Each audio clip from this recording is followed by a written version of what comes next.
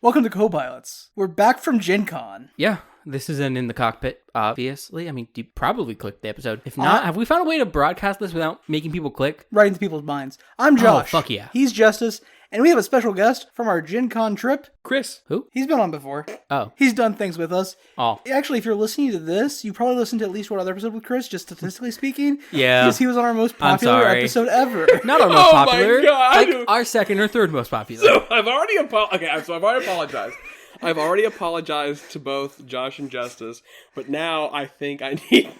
I think you've apologized to the audience before, too. Yeah, multiple times. We all did. Okay, listen, I haven't because I haven't been on since me and my brother, Hunter, who just talked about the Ron McDonald show with you guys, wrested control of an airplane on the tarmac. For April 1st. For April Fool's episode, where I spoke the entire lyrics to the Weird Al song Albuquerque. Be sure to check that out. It's been 2 years since we've had you in the cockpit. Jesus Christ. Fuck. I owe the audience an apology because on the fucking Kiss X Sis episode... Just kiss sis. Oh, sorry, Kiss Sis episode. It's like, episode 4 or 5. I don't know. We only watched 2. I will beat you up. I was in rare form. It was a bad episode to promote, but yet. So I apologize, audience. I will try to be in better taste this time. Not gonna happen. I know you. Well, if we want to start with better taste, we can just start with some fun facts. I got a Snapple here because I'm addicted to them. Yeah. And we got a fun fact from Snapple that none of you know. Sure. There's only one bird that can swim but not fly. It's the penguin. No, that doesn't make sense. I'm pretty sure penguins can fly. You said I didn't know it, so I already knew penguins could swim, which means I had to be wrong. So penguins can fly. Penguins can't fly. They're the only bird that can't fly but can swim. Implying that there are many other birds that can swim but not fly, maybe? No, that said, that it's the only bird that can swim and not fly, implying there are plenty of birds that can fly and swim, which is true. And it also implies that there are very many birds that can fly but not swim. Which is true. And plenty of birds that can not swim and not fly, which is also true. And assumingly there are some birds that can... No, that's it. We've That's covered all the conclusion. bases. Yeah. You can do both, you can do neither, you can do one of them, or you can do... Nope. All three of them? All three of them. I'm so glad... Wait.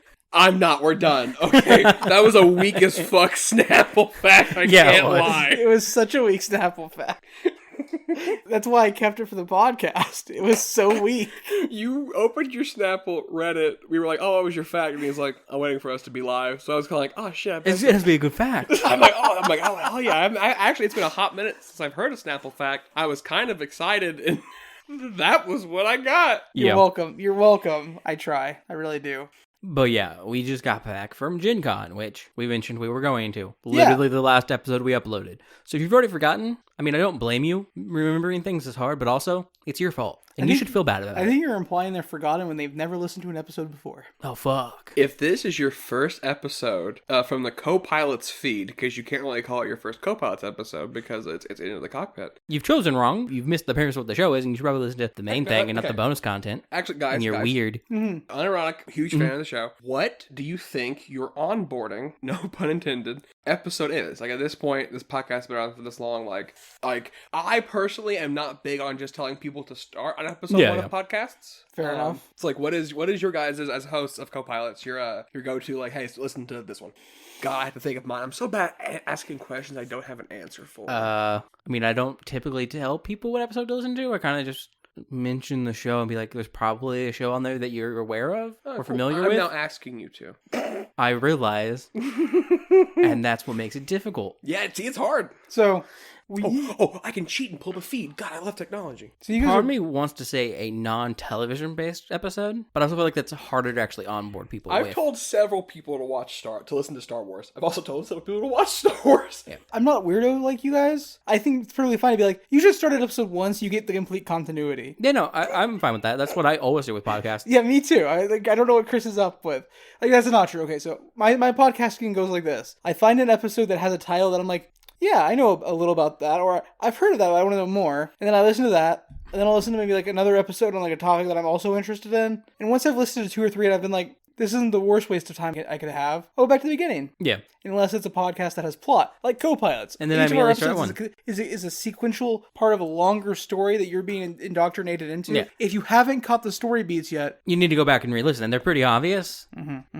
Like, Are you just not opening like the 72-page document we're sending you every month that like it's explaining all the things? It also explains like in-world things that are happening. Look, if you're one of those people that play Resident Evil and don't read your pickups, it's not our fault you don't get the plot. It's like playing Dark Souls and saying there's no story. You just weren't trying. Yeah. Or Dark Souls isn't a fun game.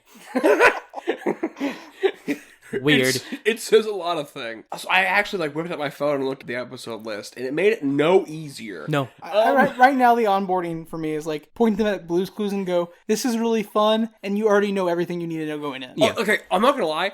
I also gravitated towards Blue's Clues, but I haven't finished the episode because I was listening, getting ready for Gen Con. I do like Marionetta, one of our non-TV medium. Marionetta's probably my favorite non-TV medium episode we've done. Oh, what's the podcast that you wrapped up a season of it recently? Because, Impact Winter. The Impact Winter episodes I actually really enjoyed.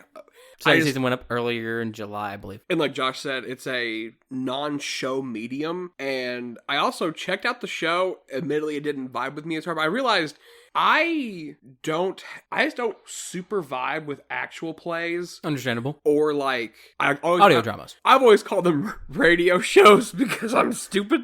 Like, I mean, those radio show podcasts. I mean, it's not wrong. So they just chose the more dramatic name so they can sound more pretentious and indie. HBO Batman audio drama is called the Batman Radio Show, and it's a complete story that's only available on HBO Max, or I guess Max now, even though it's an audio and it has no visual. It's a podcast on their streaming service. I think I found it on Spotify as well. Oh, that's cool.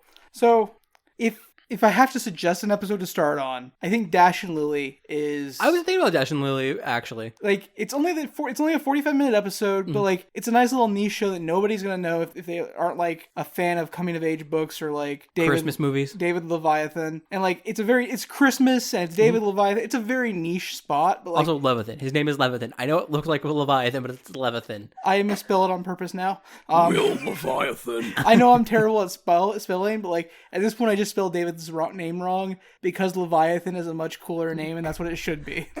I get you, but also, like, David Leviathan does not match the same vibes as David Levithan's writing. Oh yeah, no, David Leviathan is out here writing like epic fantasies set on a future Earth, but it hasn't been confirmed that it's a future yet. It's just been vaguely hinted at for the last 9 novels. Yeah.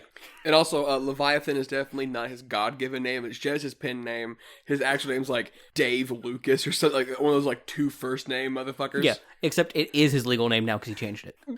Yes. He changed it after his second book popped off. No, he changed it before his book popped off. He was that confident in it. He changed it the day of his 18th birthday. He changed it and he's like, I can write books now. Since he was 14. Mm-hmm. He's like, I can get these published now. The only reason why I know a publisher would pick them up was my name was David Lucas.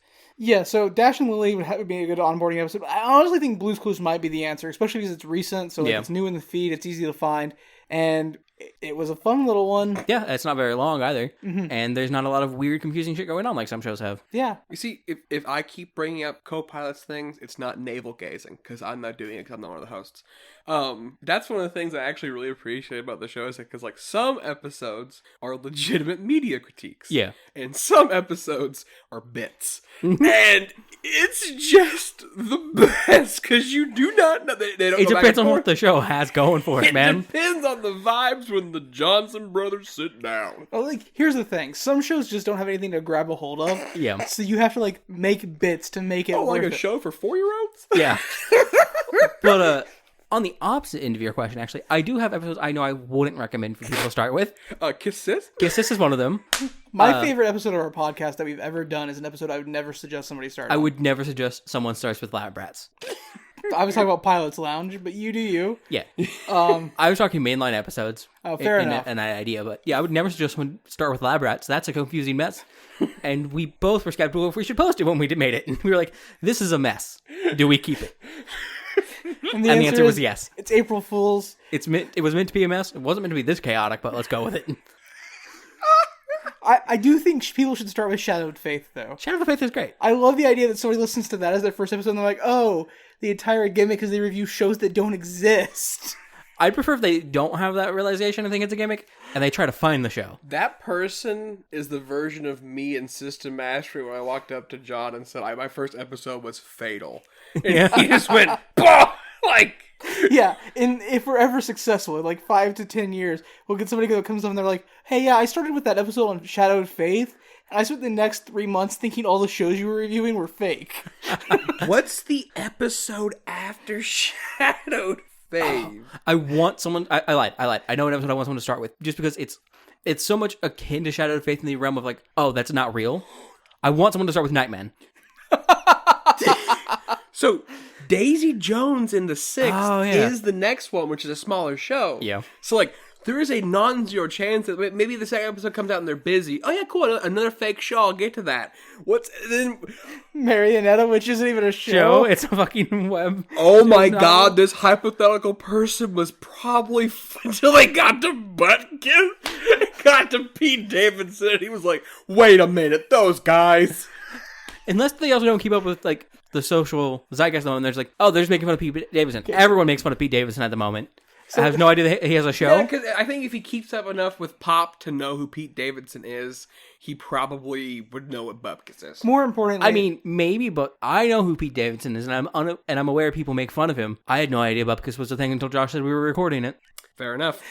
If we're talking about this person, I don't think he would get to the Bupkis episode and be like, oh yeah, people make fun of Pete Davidson. Yeah. They're making fun of Pete Davidson. Because they listen to that episode, we're actually really praiseworthy of Pete Davidson. True. The show is very good. He's a very strong comedic actor. It's just all the like other stuff. You're right. So to get him to be like, oh, these are Pete Davidson stands. Okay. Oh yeah, actually. Wait, no. He cannot be ingrained enough into pop culture to know what the word stan means to call somebody a Pete Davidson stan. To not know what Bupkis is. Wait, Justice is that person again. Yeah, like, I knew the word stan I knew what stan meant when it got started, and I was confused. I was like, isn't stan just like short for stalker fan? That's an Eminem thing. Yeah. Why is it stan? It's literally it's from an Eminem song. Yeah, that's where stan is a stalker fan who is creepy and they don't want to deal with. And I think there's even a line about like physically dealing with Stan in the song. No, Stan kills himself because Eminem never replies to his letters. That's where I got that. Yeah. Today I learned. Yeah. I'll show you the song later, Chris, because the song is really well written. It's an Eminem rap song. He does wonderful things. His lyricism's quite good. But it shows like the character of Stan is a very well portrayed example of like the type of fan who breaks the social wall to such an extent that it becomes a problem for the artist or creator. Yeah. Like we want to do with System Mastery.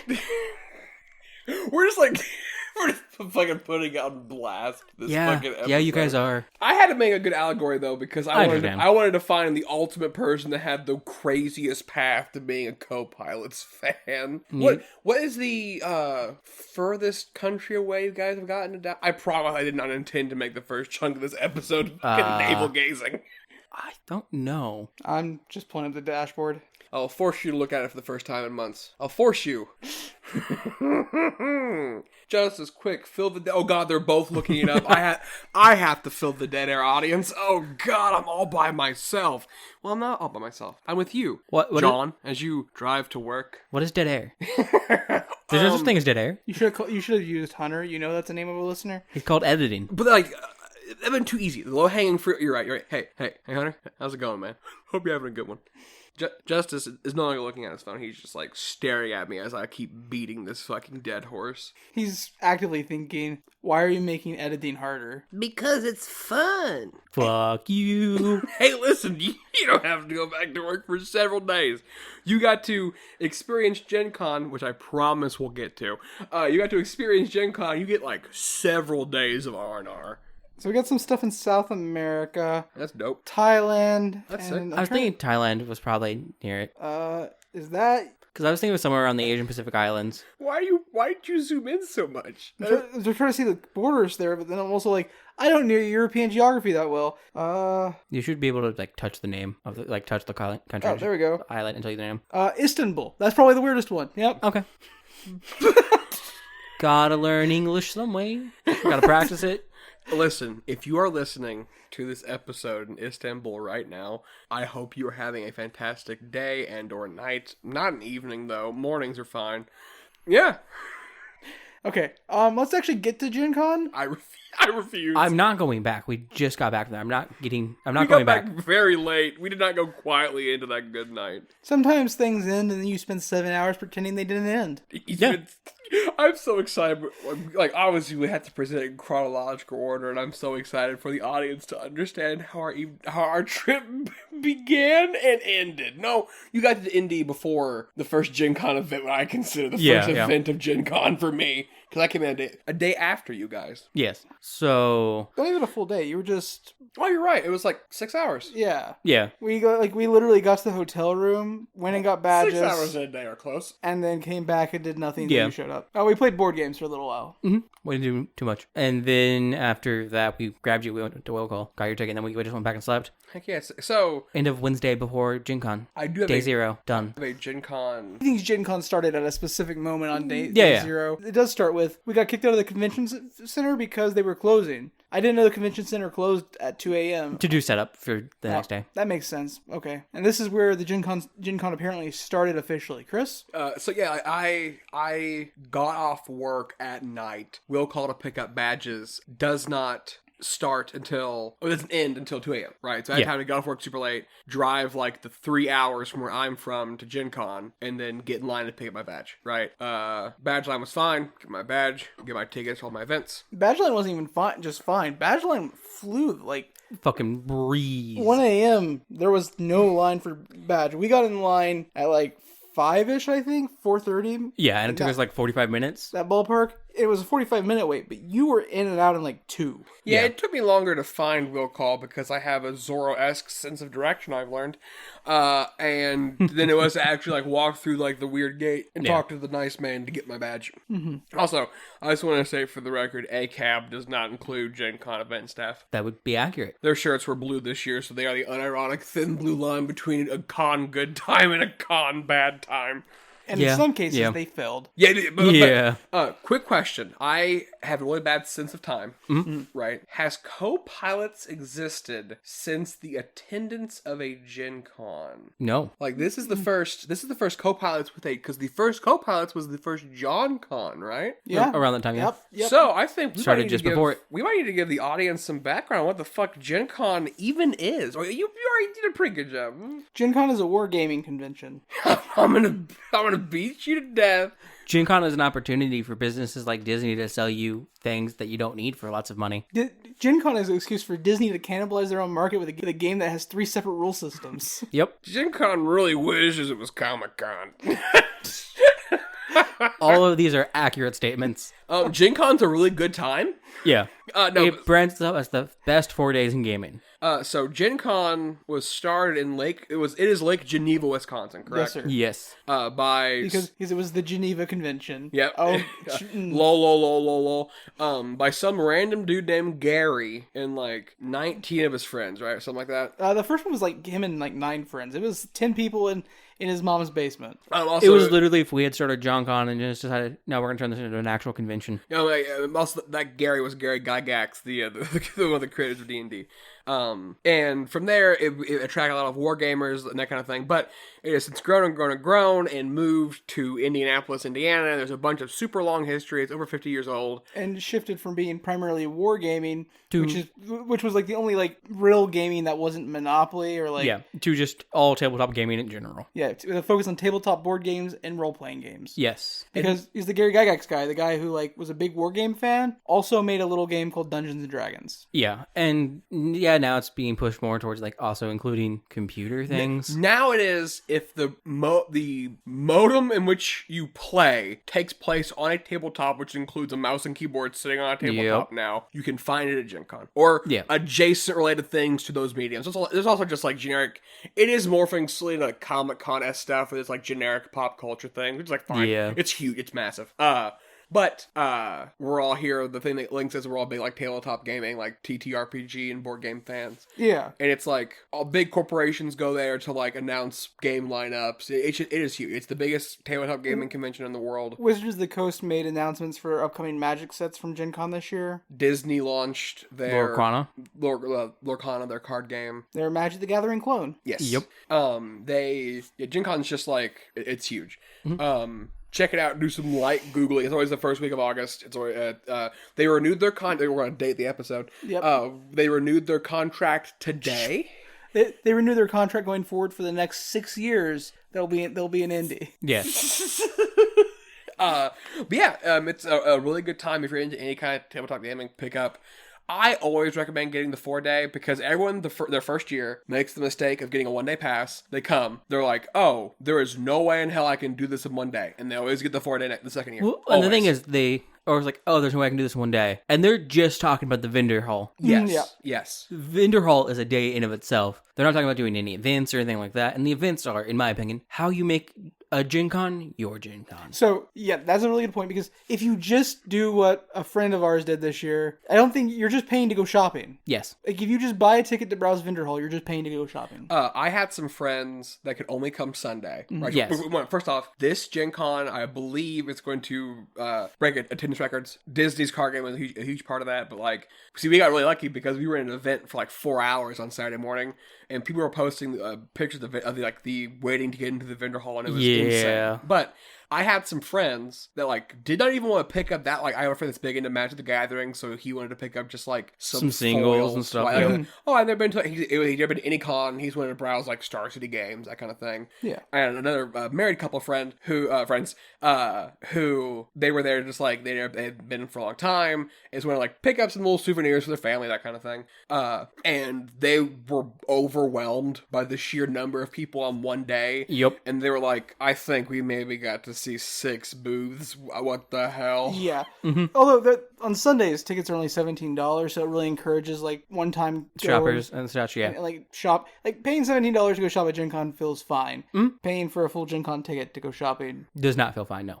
Although there are demo booths and games being tested and Yeah, stuff. like there's a few things you can do. 100%. But yeah, there's a lot to do at Gen Con. The events make it your own. If you're not doing events, you're having similar experiences to most everybody else. Yeah, and events can span from playing a board game, playing a tabletop game. There's shows, there's watching seminars shows, to teach you how seminars. to do stuff. You'll get some examples when you do the chronological breakdown. Yes. To which I think we can start with Chris's starting event for what he deems to be the start of Gen Con. While we're talking about Gen Con as a whole, though, there is also a film fest. There's a couple art contests. There is speed painting contests with like Anime dubbings. Yeah. A sense of scale. Redubbing. It's the entirety of the Indianapolis Convention Center, the entirety of Lucas Oil Stadium, all of the underground connecting rooms and hallways and shit, and all of the hotels that directly connect to the ICC and all the meeting rooms. It is just like it's sprawling. It's massive. And a block huge. party outside for food trucks. And a block party outside for food trucks. All kinds of like local places hold events. Like there's raves and concerts, and it's just like escape rooms are generally cheaper. Have Gen Con specific Indianapolis escape setups. is a convention city, and so it's like that city for 4 days is just like, hey, are you interested in anything remotely tabletop adjacent? You can find it. Yep. Just to give a size of reference for the vendor hall itself, the vendor hall is roughly the size of 8 football fields if you set them four lengths long and 2 lengths wide. Mm-hmm. Huge. Really, really big. Yeah. Big.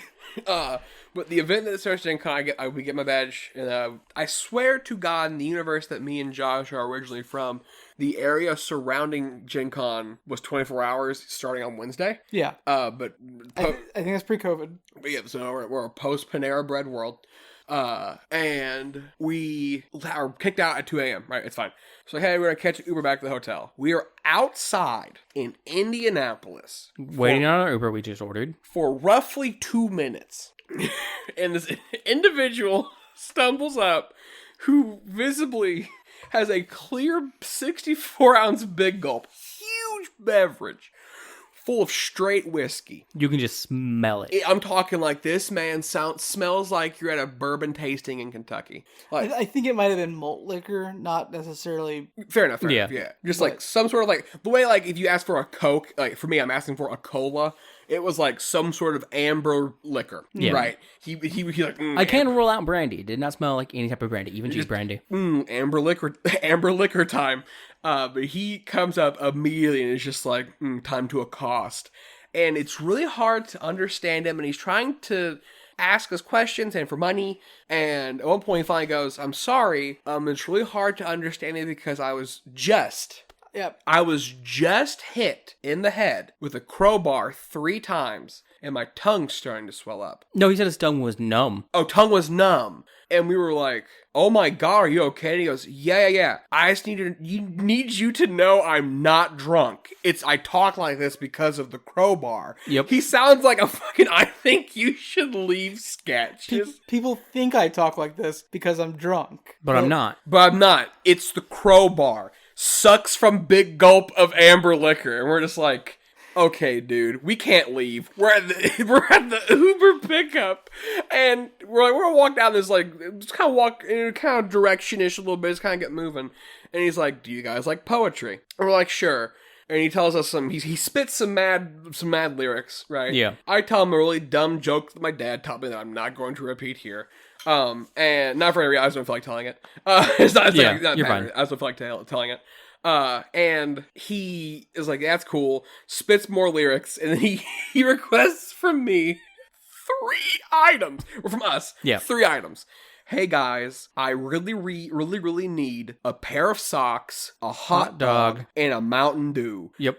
And we're like, we do not have any of the 3 sacred artifacts you require. You think if we had given him a pair of socks, a Mountain Dew, and a hot dog, like he would have turned into like an ancient wizard or something and like gifted us artifacts or granted a wish? Also, was he a test? I know podcasts are an audio medium, but if you looked at our group, I'm not gonna lie, asking for a hot dog or a Mountain Dew is probably a semi-safe bet. Like if there was a person that put a bomb vest on you that was like, you have to find a pair of socks, a Mountain Dew, and a hot dog, or the vest will blow up. And was like, fuck. And you saw like a bunch of grain-fed Midwest boys outside of a fucking nerd convention, I'd be like, there's my hot dog. Like, you know what I mean? But anywho, and he goes, damn, you don't have those? Well, could I get a ride? And my brother goes, well, we're walking, man. You think if we had a place to drive, we'd probably be driving right now. And he goes, damn, you're right. Breaks off into a run down the street. And immediately starts accosting 2 people walking towards us. us. There are 2 people half a block up, and he's like, hey, I'm going to go away from the microphone to give the audience a full effect. Do you like poetry? Just like asks them about poetry. And like then they say no, and he runs further up the block. And then 5 minutes as the Uber's about to pull up, he runs back down our block the opposite direction. Yeah. You know, I think if he said he needed to go to like Walgreens or something. Yeah. I think if he just that's not what he said. Oh, where did he say he needed to go? He needed a ride to someplace. He didn't say where, but he needed a ride because he just got kicked out of his apartment. Oh, my bad. And he needed help moving things to wherever his new location was.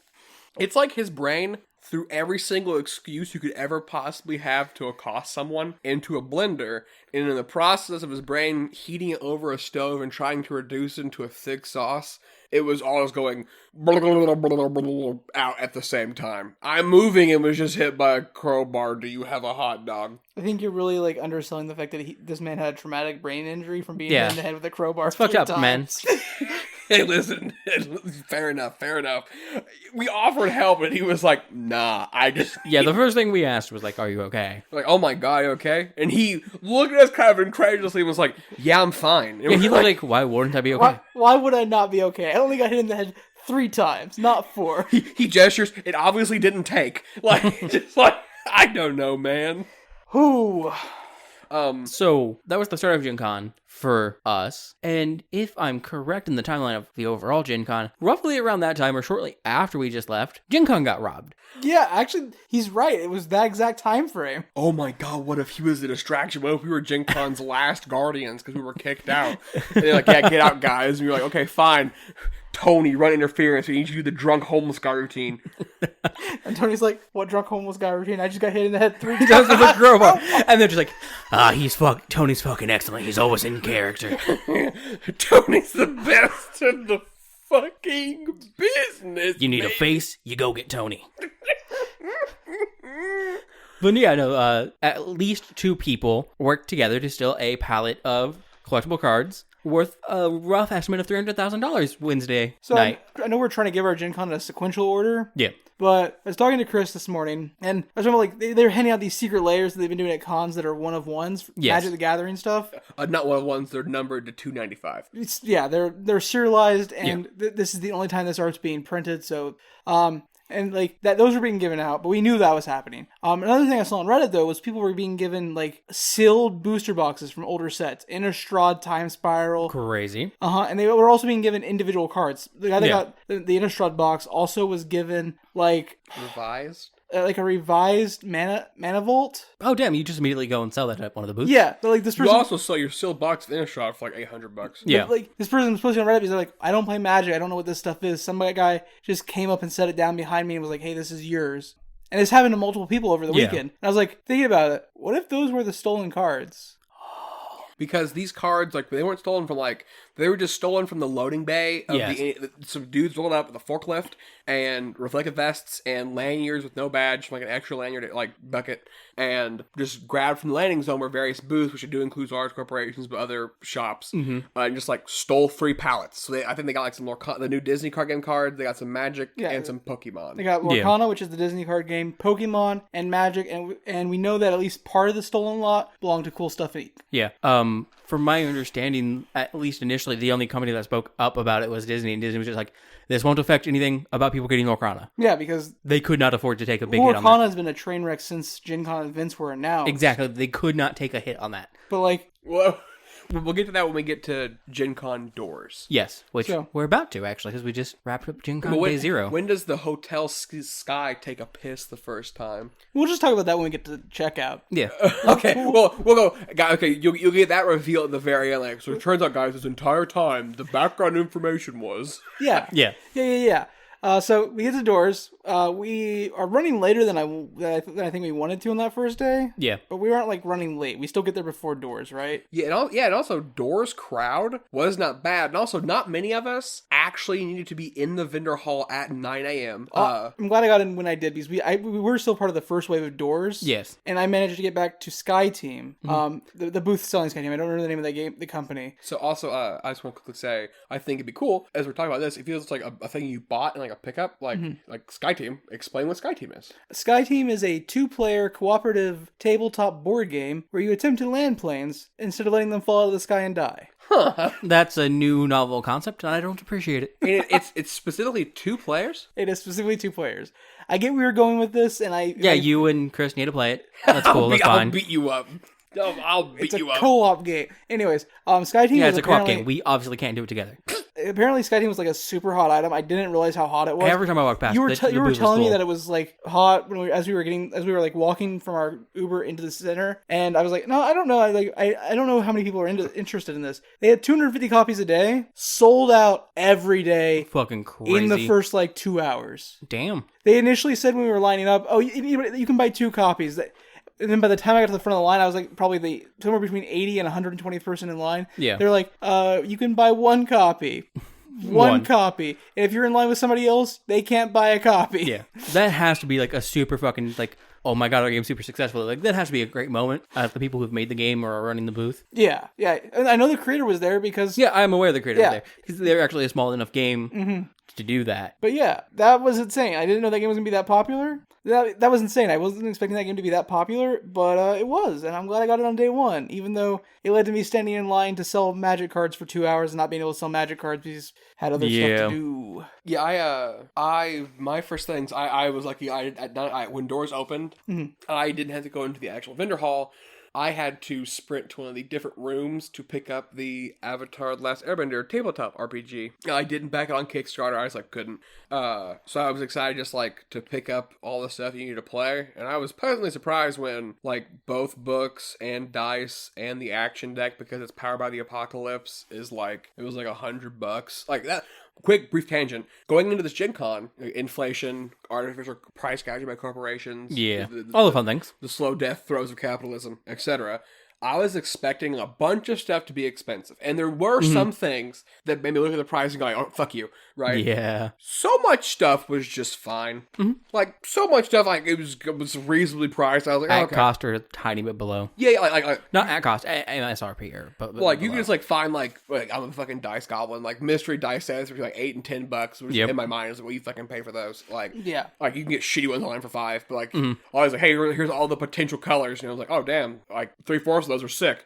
That kind of thing. But Outdoors, I got Avatar. I'm super excited. It's just a Avatar powered by the apocalypse. Powered by the Apocalypse is a good system. It's Magpie? Yeah, It's Magpie. But my first Gen Con grievance. I had saved a bunch of cash to spend at Gen Con. Yeah. And apparently Magpie also had a booth in the vendor hall where you could also buy They did indeed, yes. the game. I didn't know this. But the actual Avatar room that was set to look like Uncle Iroh's tea shop, it was really cool. Oh, that's cool. I wish I'd stopped by. Yeah, I didn't stop by. I should have. It wasn't, that was like the aesthetic. It had Okay. the people had like the generic like Earth Kingdom like white robe, little green, like, you know what I mean. So it was like Earth King Bossing say generic, which is where the tea shop was. Gotcha. But you could tell they were going for they had cardboard cuts of him and that kind of thing. But walk out of the thing, they did a first person of the day, hey man, $100, perfect. Start getting money out. Oh, we're card only. The number of things that were card only was annoying. Because every time I've ever gone to Gen Con or even just a con or even music festivals, cash is king. And like cash was king in certain parts of Gen Con. Like the convention, like the consignment shop and the auction. Yep, cash. You paid like a 4% increase on price if you paid card. But like a lot of the more small mom and pop stores, cash, because guess what? Square payment systems kind of fucking expensive. And like that's a problem. Especially if you don't want to use Square for your business for like cashing or checking or debit. It was my thing is, so when I was new to Gen Con or new to anything, I'm big on looking up like listicles and like yada yada yada and that kind of thing. And like if you look up like Gen Con advice and look up any YouTube video or any list or any article or look up anything from any year from the past fucking decade, everyone's like cash, cash, cash, cash, cash, cash, cash, cash, cash, cash, cash, cash. Well, that's because card payments, the Wi-Fi at the convention center is notoriously not the best. Yes. Because so many people are trying to use it. And so card payments don't always want to process, even when you know the card is money, you know everything's good, you just used it somewhere else. Yep. And like that happened to me and Justice Wednesday night before convention even opened. Yep. We both went to get cheesesteaks at one of the food trucks, and it wouldn't read the card. Yeah, I took yours like, what, 3 times? I was like 4 minutes of this woman messing with my card. I literally just stood there and I was like, I could pay cash. She's like, well, no, we'll get it. We'll get it. Be fine. I was like, I could just pay cash. Yeah. And then when it was my turn, it failed like twice, and I was like, I'm not fucking around with this for 5 minutes. I'm going to go get different food. And they looked confused because like, I originally had cash pulled down. They're like, we can't do cash. I was like, okay, got to scan my card. No. And like their chip reader apparently wasn't working on the one I was trying to use. And the touch payment wasn't working. And the swipe payment were having issues. And I know the touch payment could be kind of iffy on my card. And then the swipe was just being like, the swipe was the one that took the longest to like say it failed. Yeah. Which implies to me a general connection issue on their part. It really thought about it. Yeah. Which implies to me a connection issue on their side, which makes sense because before you and I even got up there, they seemed to be having problems with their paying system, which would make sense because the line was super short compared to everyone else's. You guys tell me if I'm off base, but I think it should be a cardinal sin for any place that's selling food to not accept cash. I would agree. Yeah, the actual like Indianapolis Convention Center concession stands were also like Card only, and I was like, no, my soft pretzel. Yeah, and like. I didn't realize it at first because I just immediately said fuck it because I went to get cash at a point because despite everything else wanting card, the first thing I went to go grab going indoors, well, I didn't go for anything. I was looking around, but the first thing I actually attempted to buy was cash only. So I was like, fuck. Well, I'm definitely not getting cash out here in the convention center because it's always like $15 for a transaction. It's so terrible. Cokes. Mm-hmm. Cokes. So I left the fucking convention center, went to a PNC bank nearby, and used their ATM, which had a $4 surcharge on it. Not horrible. Hey, Justice, how much will one delicious cold Coca-Cola run you from a vending machine in the ICC? More than a surcharge from PNC. So I want to point out that I think that vending machine was fucked up in general because when you use your debit card for this one specific vending machine, all the others are labeled $4 or $5 for Coke. This one specific vending machine, though, in the convention center, says 5.10 for the price of Coke. Yeah. But it doesn't say what it is. Like, it doesn't have like you can put cash in. It doesn't tell you like what the how much cash you have in. So I thought it was just stuck on 5.10. Like, so I swiped my card. Charges $1.50. I'm like, oh, it's obviously like somebody keyed the price in wrong on the screen. Yeah. It's $1.50. It's just showing the digits wrong. So I ended up buying 5 Cokes from that machine over the weekend. Yep. They were $5 a piece. I just want to know what their recompense is if you don't keep cash in your checking account. If it's only charges $1.50, it then changes the charge after like 36 hours. Yeah. That's how they get you. They're conspiring with the banks to try and get statistically more overdraft fees to happen. A red dot appears on my forehead. I mean, it makes sense. It's Coca-Cola, and the Koch brothers are shit. Hell yeah, they are. Our other Gen Con companions, one of them had wanted to sell their cards, some Magic cards, as soon as the downbeat opened, and I think the other guys are just there to do some mad shopping. Yeah. Day one, I ping pong. I try to get my shopping done day one so I can do events and then wonder. True. And by shopping, I mean the things I knew about going into the active Gen Con. That hey, I know this is gonna be there, so I want to pick it up. This is gonna be there, so not my wandering ooh. Yeah. Ooh. Actually, I had a tiny bit more though about that ATM bit. Oh, yeah, no. yeah. So I went and I got that, and I didn't realize until towards the end of the first day. And I'm gonna go through, now that you guys noticed it, that place normally has ATMs in every hallway. There's not a single fucking ATM in the ICC. What? There is. I couldn't find any. There's a post about it. And I There's went a to post the about it. Let me see. Okay, because I went to every area marked that would have an ATM. All the vending machine areas normally have a vending machine and an ATM. None. There was no ATM in the hall that leads into the event center, the one hallway in between the vendor hall and the exhibit and the event room. There's normally an ATM in that hall, So- although there were kind of people were. No ATM. There's a vending area over by rooms 116 and 117 in the ICC that has a cash to card machine and a card to cash machine. Oh, okay, so there's one. One. I found a card to cash machine at Lucas Oil. I mean, a cash to card machine. Lucas Oil, I also didn't see an ATM out there. The fuck is a cash to card machine? You put cash in and it gives you a prepaid card equal to that value. Oh shit! Okay, yeah. I just revealed how from how deep in the woods I'm from. Fucking, I was like, I mean, it was the first time. It was the first time I've seen a cash to card machine, but it's kind of obvious. It's the first time I've seen also one read it. in real life. Yes, I've seen them in existence before, just not in person. In Japanese-based content. I haven't seen one of them fancy machines that takes your dollar bills and turns it into a piece of plastic. It's fine. Do you want my camo hat? I can help it get into character. Oh no, Chris has COVID. I sure do.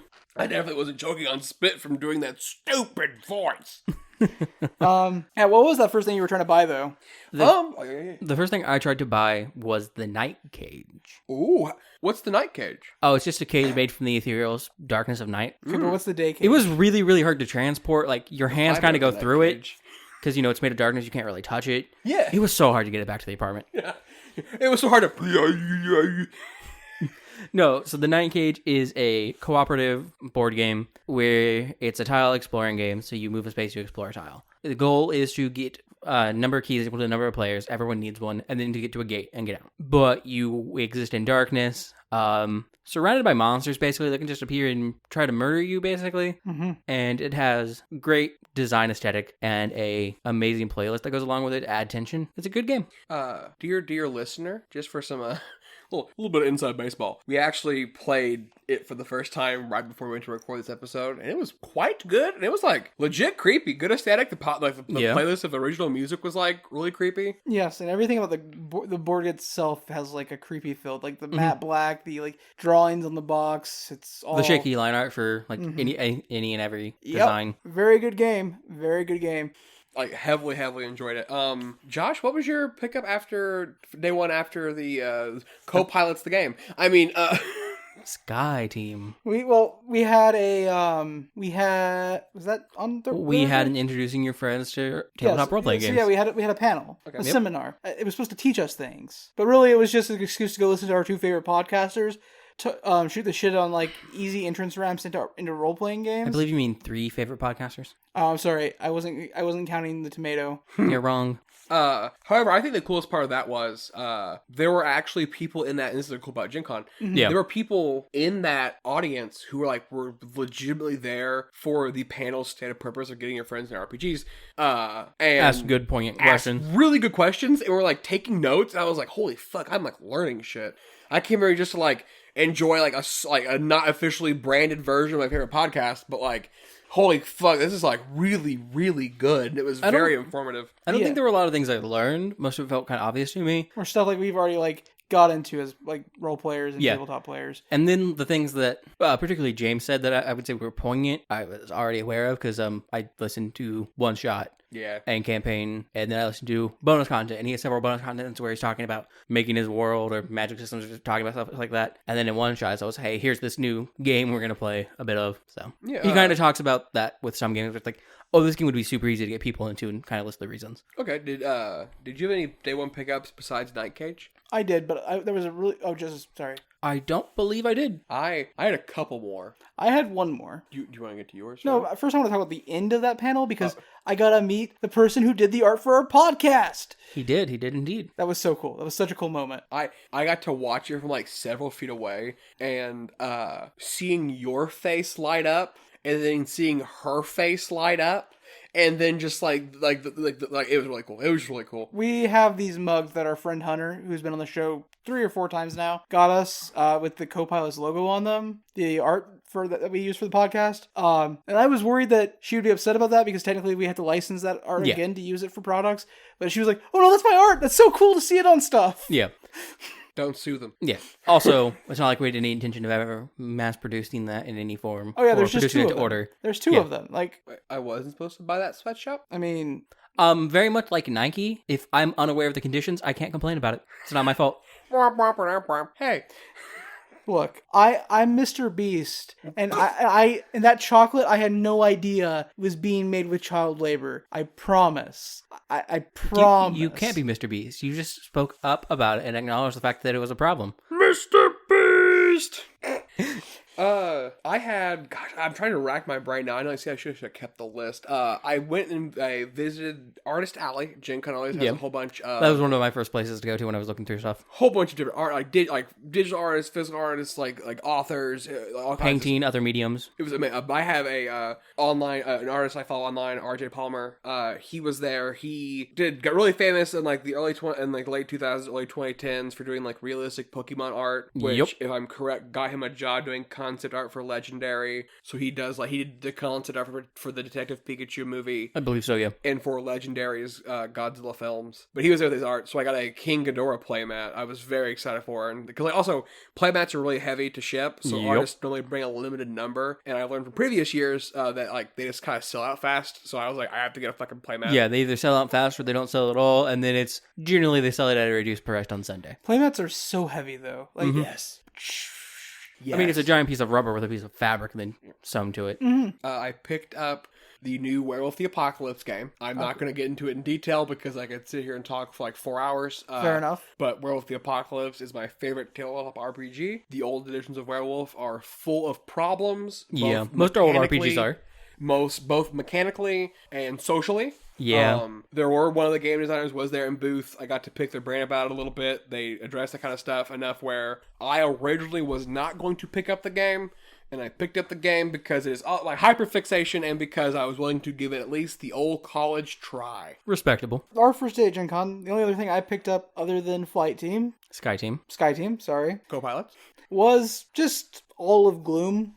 Oh, yeah. I Gloomhaven? forgot. I also technically picked up all of Gloomhaven. All of Gloomhaven. Oh, man, that's like a huge, very, very popular board game. How much did that run you, Josh? Well, it's a very expensive set. The base game's like $150. Yep. And War of the Lions like another $110. And I think the other 2 expansions are like $50 a piece. Yeah, so we're looking at like $450, $500. But I got it used, so it was $150, and like all the pieces are there, and half of it's not punched out. Yeah. What was the story that the individual sold it to you? What was the... So him and his girlfriend bought the game, and like they were gonna get into it, and when they bought it, they bought in. They just bought all of it. Yeah, they're like... Which is how you would do it, because once you start playing... You need the stuff, yeah. Yeah, because it's a legacy game, so you're gonna lock yourself out of paths if you start without having the expansions and stuff. Anyways, they bought it all, they started opening it up, and then like they were moving in the next couple weeks, so they just packed it all up, and then was like, oh, we don't have room for this. What are we gonna do? I guess just get some of the money back that we can. And get some schmuck at Gen Con to buy it, because holy shit, is this the worst purchase I've ever made in my life. It's so heavy, it takes up so much space. Listen, I was very appreciative. My only other day one pickup was a indie TTRPG called Vast Grim. It's like sci-fi pop and like horror, dead space, random, very short and fast, not long form sessions. It's fun. But even my backpack was full of very heavy books because I've been buying big old books all morning. And Josh drops in the group chat because he had picked up Gloomhaven. Like, I have to go back to the hotel. I have to Uber back to the hotel. I cannot pack fucking Gloomhaven around. Yeah, no, not gonna happen. Who the fuck else wants to go back to the hotel? So me and Justice both did to drop off our shit and nap. And get food. The best part about that is Justice hadn't lifted that bag of Gloomhaven until today. Yeah. What? Yeah. So he was moving it around to set up the living room for the podcasting, for the board gaming, actually. Mm-hmm. And he picked it up. He's like, oh, God, this is so heavy. And I was like, yeah. Not gonna lie, I picked it up wrong, and it made my bladder squeeze, and I was like, I have to piss now. It's so heavy. Because it's a box, and it's a board game. I'm like, I know how heavy board games are. Pick up. Oh, fuck, I'm wrong. I opened the box shortly after because I was like, I have to see why this is so heavy. So much of it's just cardboard cutouts, but they're thick, good cardboard. So it's just layer and layer and layer and layer and layer and layer and layer of cardboard inside of a box. Imagine. Might as well have been a fucking solid cube. Imagine if you had like packed that around all day. No. I refuse to entertain. It is a Nexus event. There was one moment where we had to walk further down because our lift pickup dot didn't like pin to where I pinned it. It pinned further down the street. And like we had to walk down and I was like, I don't want to do this. Can we just not? Like, please? Poor I was just like, I'm not moving. Yeah. It was so much. Fucked up, man. Then we went back to the hotel. We got Panda Express. Yep. And then from there, I had to go play Magic. Because there's no way I was going to Gen Con and not slinging spells once. I know that you guys could have taken it or left it. I mean, I did go to Gen Con and didn't single spell once. That's true. I slung the magic of some sweet, sweet slumber during the Magic event. I picked up games of Magic, but I did not want to spend money on Magic events. That makes sense. So, your boys' funds for Gen Con were limited. So I played an event called Unknown, hosted by Gavin Verre, one of the designers of Magic the Gathering. And it was a sealed event where we got 3 packs of Commander Masters, which hadn't officially released yet because it was Thursday at 6 p.m. It was 6 hours before it officially released anywhere in the United States. They're going to come for you. Yep. I fear that Gavin has just endangered himself because of Pinkertons, but 100%. We got 3 packs of Commander Masters. We got 2 set booster packs of Lord of the Rings, and then 1 normal pack of Lord of the Rings. And then we had to build a commander deck. But we also got a 10-pack of cards that were called playtest cards, which are just cards basically specifically designed for this event and Pro Tour Barcelona, and they might be at one other event, but it's not going to be in the United States. Fun. And they're just cards with paper stickers over them that have new text. The United States. Okay. So, for instance, my commander for my deck was Arvard, Captain of the Weatherlight. And he's an aardvark. No, Arvard is a vampire from Ixalan. Nope, aardvark. Continue. No, Arvard he's a vampire from Dominaria, where he was on the Weatherlight. Same difference.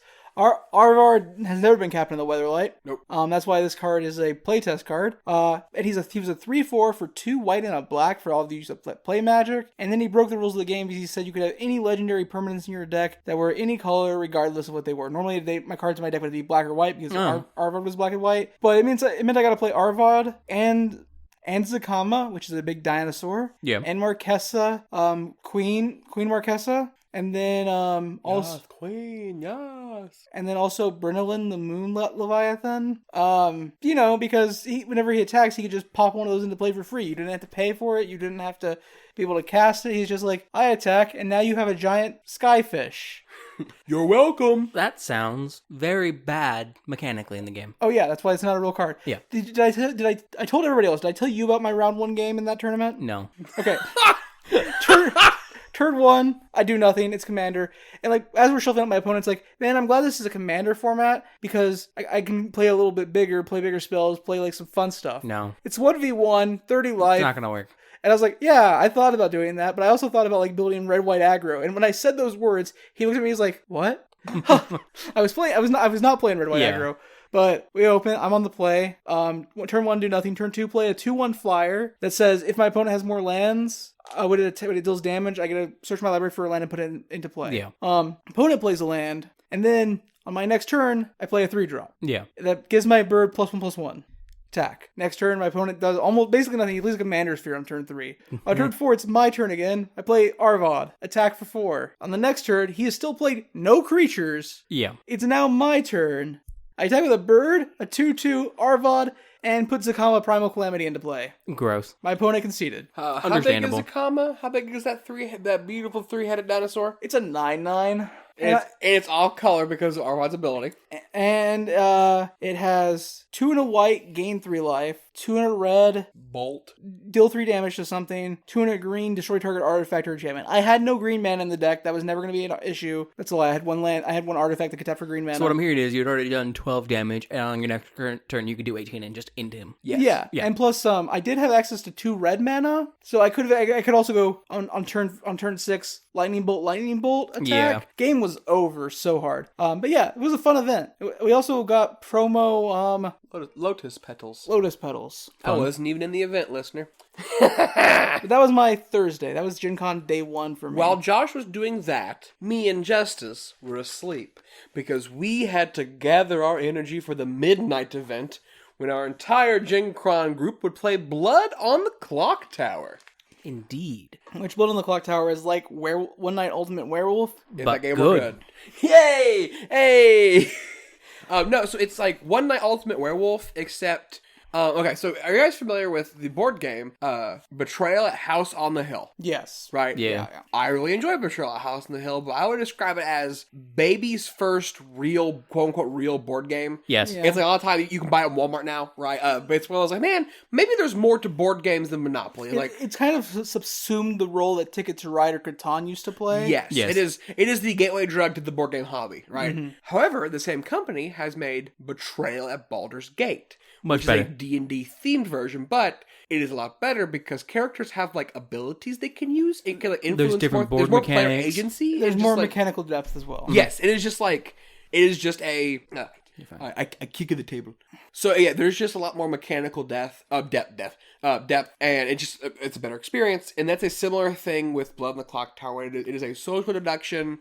There is a traitor / imposter / werewolf. Evil team. A demon is the flavor of this game with a bunch of roles, but only you know your role. All the roles have a bunch of different powers, and like it's fun. It was a really good time. I'd never played it before. When you die, you're not actually out of the game. You get to continue doing stuff. And you even still have a vote. One vote you can spend later in the game to influence the outcome. And with your abilities and the fact that this game does allow for more conversation than things like Werewolf does, it allows for a lot more player agency, which is very nice. And an information gathering social deduction game where you also lie to people. Yes, also because the narrator in this game, as opposed to the one in Werewolf where it's just like, close your eyes, open your eyes. Like they are actually... As opposed to the one in Werewolf where they have fulfilled the role with a fucking app. Yes. Instead, it's a person who actually also has their own agency in the story. And their own goal within the game. Because the good team's goal is to win. The bad team's goal is to win. But the storyteller's goal is to make the game last as physically long as possible without, like, needlessly stretching. Which means their goal is to make the game going forward as even as possible. Yeah, so there are various classes, both good and bad, that can result in other players being given false information. The storyteller gets to pick what that false information is. Yes. Or many times if they even get false information. Because even though it says that it could give a player false information, it's not a guarantee. It's not a guarantee. You can just tell them the truth. So the storyteller, like narrator role, actually has a huge amount of agency in like how long the game is going to last, or it is the rubber banding in Mario Kart 64, where it's like, okay, the demon is just owning these people. I need to like tell. Like, it's blue shell time, baby. Yeah, exactly. And there are mechanics that you do that in the game, and the more advanced scenarios, because there are multiple scenarios with specific roles that are a defined pool you can get roles from. And it's not like the game has set scenarios. It has some that they have made, but then you can find countless there are scripts hundreds of online. scenarios for Blood on the Clock Tower at this point, written both by the game company that makes it, the Pandemonium Institute, and by just fans of the game. Yep. Is good, baby. And they're constantly testing new roles and character types. So. The bad team won for us. Yes. Which was 2 of our friends who had never played the game before. Because and it was their first Gen Con. Yep. And then it was a very experienced player who was British. Yes. Now, it was really funny because the demon, like the British dude, was the first person to ever talk to me, and like something I really appreciated and something I loved about Gen Con. In hindsight, I could tell he was like in ha demon mode when he first walked up. But then he could tell that I like mechanically didn't understand something. Yes. And he immediately was like, okay, man, listen. So if you're going to do that in the future, you probably shouldn't say like, I was trying to be coy and like, you can say, hey, if you show me 3 roles you are potentially are, I'll show you 3 roles I potentially am, right? And one of the roles I picked was actually a very, very important role.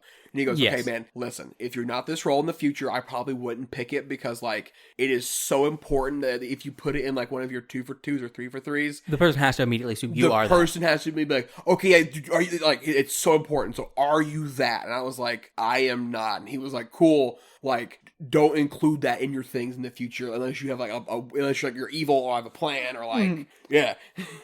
But worded it much better than I just did. Yeah, it was a very good time. Yeah, all the players who had played before really like helped guide the newbies who were us into playing. Even like I think Justice, Chris, and I had a little more understanding than the other half of our group. Definitely. Justice and I, because we've watched every No Rolls Barred episode of Blood on the Clock Tower, At least once. And me because I've watched 1.5. which was more than the other 3 people. Let's go. Yeah. But yeah, but that was the end of Thursday night into Friday. Yep. And after that, we all went back to the apartment and slept. Yeah, most of our Gen Con nights end with stumble back to hotel, catch 3 hours of sleep, go back to ICC. What did we do for dinner Thursday night? Did we meet up for dinner first? Thursday or- was whatever. That's why me and Chris had. We just had Panda. Yeah. Oh yeah, we had Panda. That's why. We weren't hungry after waking up. And That's right. That night after Blood on the Clock Tower, I think I had an apple Also, I think there and was. some cheese crackers. I think basically everything was going to be closed by the end of Blood. Because Blood ended at 2:30. Yeah, we just wanted to get back to the hotel and sleep. Which then was Friday. Before getting to Friday, I do want to dive into Wednesday's block party a little bit because we didn't mention. Okay. We did mention the credit card issue and Yes. the steak sandwich. Yes. I don't remember the name of the reference the cheesesteak sandwich came from. Critical hit. That wasn't the name of the restaurant. No, but the name was the critical hit sandwich. I don't care about the name of the sandwich. I was thinking about the name of the restaurant to plug Prime them. 40 something or other. Oh, Prime 47. Good job. Yeah. Thank you. We got there. But I had that, and we also got the hot box Gen Con pizza, the Yes. Queen's Gambit, which was essentially a Cubano with pulled pork turned into a pizza. It had barbecue pulled pork, and then everything from a Cubano. Like It was really, really good. it was insanely good because like I looked at it, it had so much onion. Just pick back up. It was insanely good. And it was insanely good. Like it had so much onion on it. Like when I looked at it, I was just, this cannot be good. That was my thought when I saw all the pickles on it and how large they were. I was just, this cannot be good. It has too much onion. Like the crunch of the onion is gonna like destroy any like flavor sensation I get from this. It's just gonna make me like trigger that gag reflex. I didn't. It was very good. The onion wasn't overbearing. The pickles were like seasoned in this really cool powder and very good. Yeah, the pickles were... Because my immediate thought was, if this is just like a normal dill pickle, it's going to be bad on this pizza. Yeah, which would have been right if it was just a normal dill. Did Yeah. you ever get a Queen's Gambit slice? He did not. Nope. Oh, I'm so sorry. It was like, I had opportunity to and chose not to. Okay. I did not go without. Yeah. It was legitimately delicious and also $42 for a single pizza. Ridiculous. Leading up to Gen Con, I kept saying, guys, we have to get pizza one night. We have to get pizza one night. Because, like, it's a weird thing I'm conditioned. Anytime I take any vacation, one night, my family always just, like, order pizza from a semi-localish place just, like, Yeah. to have. But then I got to Gen Con and was like, I don't want pizza. Understandable. I was just like, I actually do not want that dish. That's fair. That's fair. I do like trying pizza in new places when I get the chance because pizza's just so ubiquitous, but like the levels of how good a pizza can be are True. so varied. There's a local shop in a town near where my parents live called Iron Gate, right? So the exact words my mom uses, she likes to try every town's Iron Gate. Fair enough. Because like it's owned by the same like family, but not one of those like we've been open since 1920. Hey, it's been like the same family since like the late 70s. We don't like, have yeah. one here. No, we do not. The closest we have is Pizza King, but there's like 3 of those. Yeah. So Hashtag Pizza King. Hashtag not sponsored. I wish we were sponsored by Pizza King. That'd be hilarious. But yeah, I just wanted to talk about the Queen's Gambit. Makes sense. So then, Friday. What did Friday start with? For me, it started with a mad scramble to get out of the fucking hotel into the convention center. So I wanted to get there before doors opened, but I didn't set my own alarms, relied on other people's alarms. Those didn't wake me up. And then I needed to get to the hotel to open doors. I know your alarms didn't go off. No, which is weird. So my alarms didn't go off. Yeah. I had even switched my regular work alarm that always goes off to just be at the time I needed it to be and kept it on all week because like I Yeah. work on weekends normally. Yeah. It just never fucking went off all week. Do not understand why. I checked every day. Mine didn't go off Friday morning. It went off every other day. It didn't go off Friday morning because I forgot to turn my phone back off of silent from when I went to How to Get Your Friends into Tabletop Roleplaying Games. Oh, I forgot, guys. There's background to this. We drank heavily Thursday night. Or I did. I drank heavily Thursday night. I drank moderately Thursday night. Was that the first time we stopped at the Marriott bar? Yeah? Yeah. Yeah, okay. I drank moderately. We were all, like, feeling it by the time Blood on the Clock Tower started. Just to break my seal true power reveal, we definitely were drinking, I was drinking alcohol throughout the day through various means, both licit and illicit. Had a flask in my backpack. And just, like, was drinking. So we were, like, liquoring up from Blood on the Clock Tower. I was inebriated. So yes. I woke up Friday, my first day of the several days weekend of, as I say, feeling it, Mr. Krabs. I was just a wee bit wrung out and hung out to dry. Just a little hungover, a little ill. Yeah. Right, so Friday, I wake up like 10 minutes after my alarm was supposed to go off, and I'm like, I need to shower and go to hotel breakfast, and like shambled towards the shower. Yeah. And then I woke up 10:20ish, I think. No, it wasn't. Doors weren't open yet. So 9:20, doors opened at 10. Yes. So I woke up at 9:20. I was like, shit, I need to shower, get dressed, get all my shit together. I took a shower. Yes, because you needed to get up early Friday morning. So I took a shower and I was gone. Like, I fucking disappeared out of that hotel so fucking fast. Yes. And I was rewarded by being able to sell magic cards and make money. And I only had to stay in that line for a little extra long because I missed doors and there were something like 15 people in front of me. Yeah. Which, that doesn't sound like a lot of people, but waiting for people to sell cards in bulk, that's like 2 hours of waiting to get set down to sell stuff. Yeah. I spent my Friday morning going around looking at stuff again. Went to the consignment store where I found copies of Exalted books. And was like, I don't think Exalted's popular enough. I'm going to let them sit, because the consignment store, the way it works at Gen Con, is each day it goes down in price. They have a price level. That way they can sell it, but it gets cheaper day by day. But also, the chances of someone else picking it up are obviously higher. I will say, Chris and I also were like, no, you don't have to buy it today. Who the fuck's buying second edition Exalted besides the host of the podcast we keep mentioning? Who the fuck is going to buy those books? But also... Right, Gen Con. Yeah. But also, those hosts only review the main game. They don't review supplemental material often. You should be fine. Yeah, I wasn't thinking they would buy it because they wanted to review it. I was thinking they would buy it because they both have stated multiple times they love Exalted. John more so, yeah. He did play in an Exalted game. Yeah, but we were on the internet. We were like, Justice, don't pick those up. So, listeners, I want to completely interrupt whatever the fuck we were just saying, because we have some fucking podcast sausage gets made, right? How much you should appreciate these two hosts being in the trenches, because their daredevil-like hearing and the fact that their podcast recording studio / apartment is nestled between like 4 factories that semi-trucks constantly drive by. They notice them coming before I do, and they'll just hold up a hand, and I'm like, what? And then one will fucking rumble by, and they'll be like, okay, now we can talk again. You guys, being a podcaster is so much fucking work. I don't know how you guys do it. Oh, the best part is sometimes you have to judge if you think a certain semi or vehicle is going to pick back up because they were going down a hill behind us, which is why they're so fucking loud, especially the semis, because they're slamming on their brakes. And then there's another hill they have to immediately go up after turning a corner. So you have to judge, is that person I'm hearing the type of driver who's going to gun it up the next fucking hill? Truly, that's how it be on this bitch of an earth. I also kind of wandered aimlessly Friday morning of Gen Con. Yeah. You also checked out the consignment store, decided not to get things. That was my first time ever at the consignment. Same. Yeah, I had been meaning to go last year. Yeah. So last year... Whether we say last year, we mean 2019. And 2019... Yeah. Oh, I just got smacked by time right in the face. Okay, so I've been meaning to go my previous 2 years at Gen Con. Yes.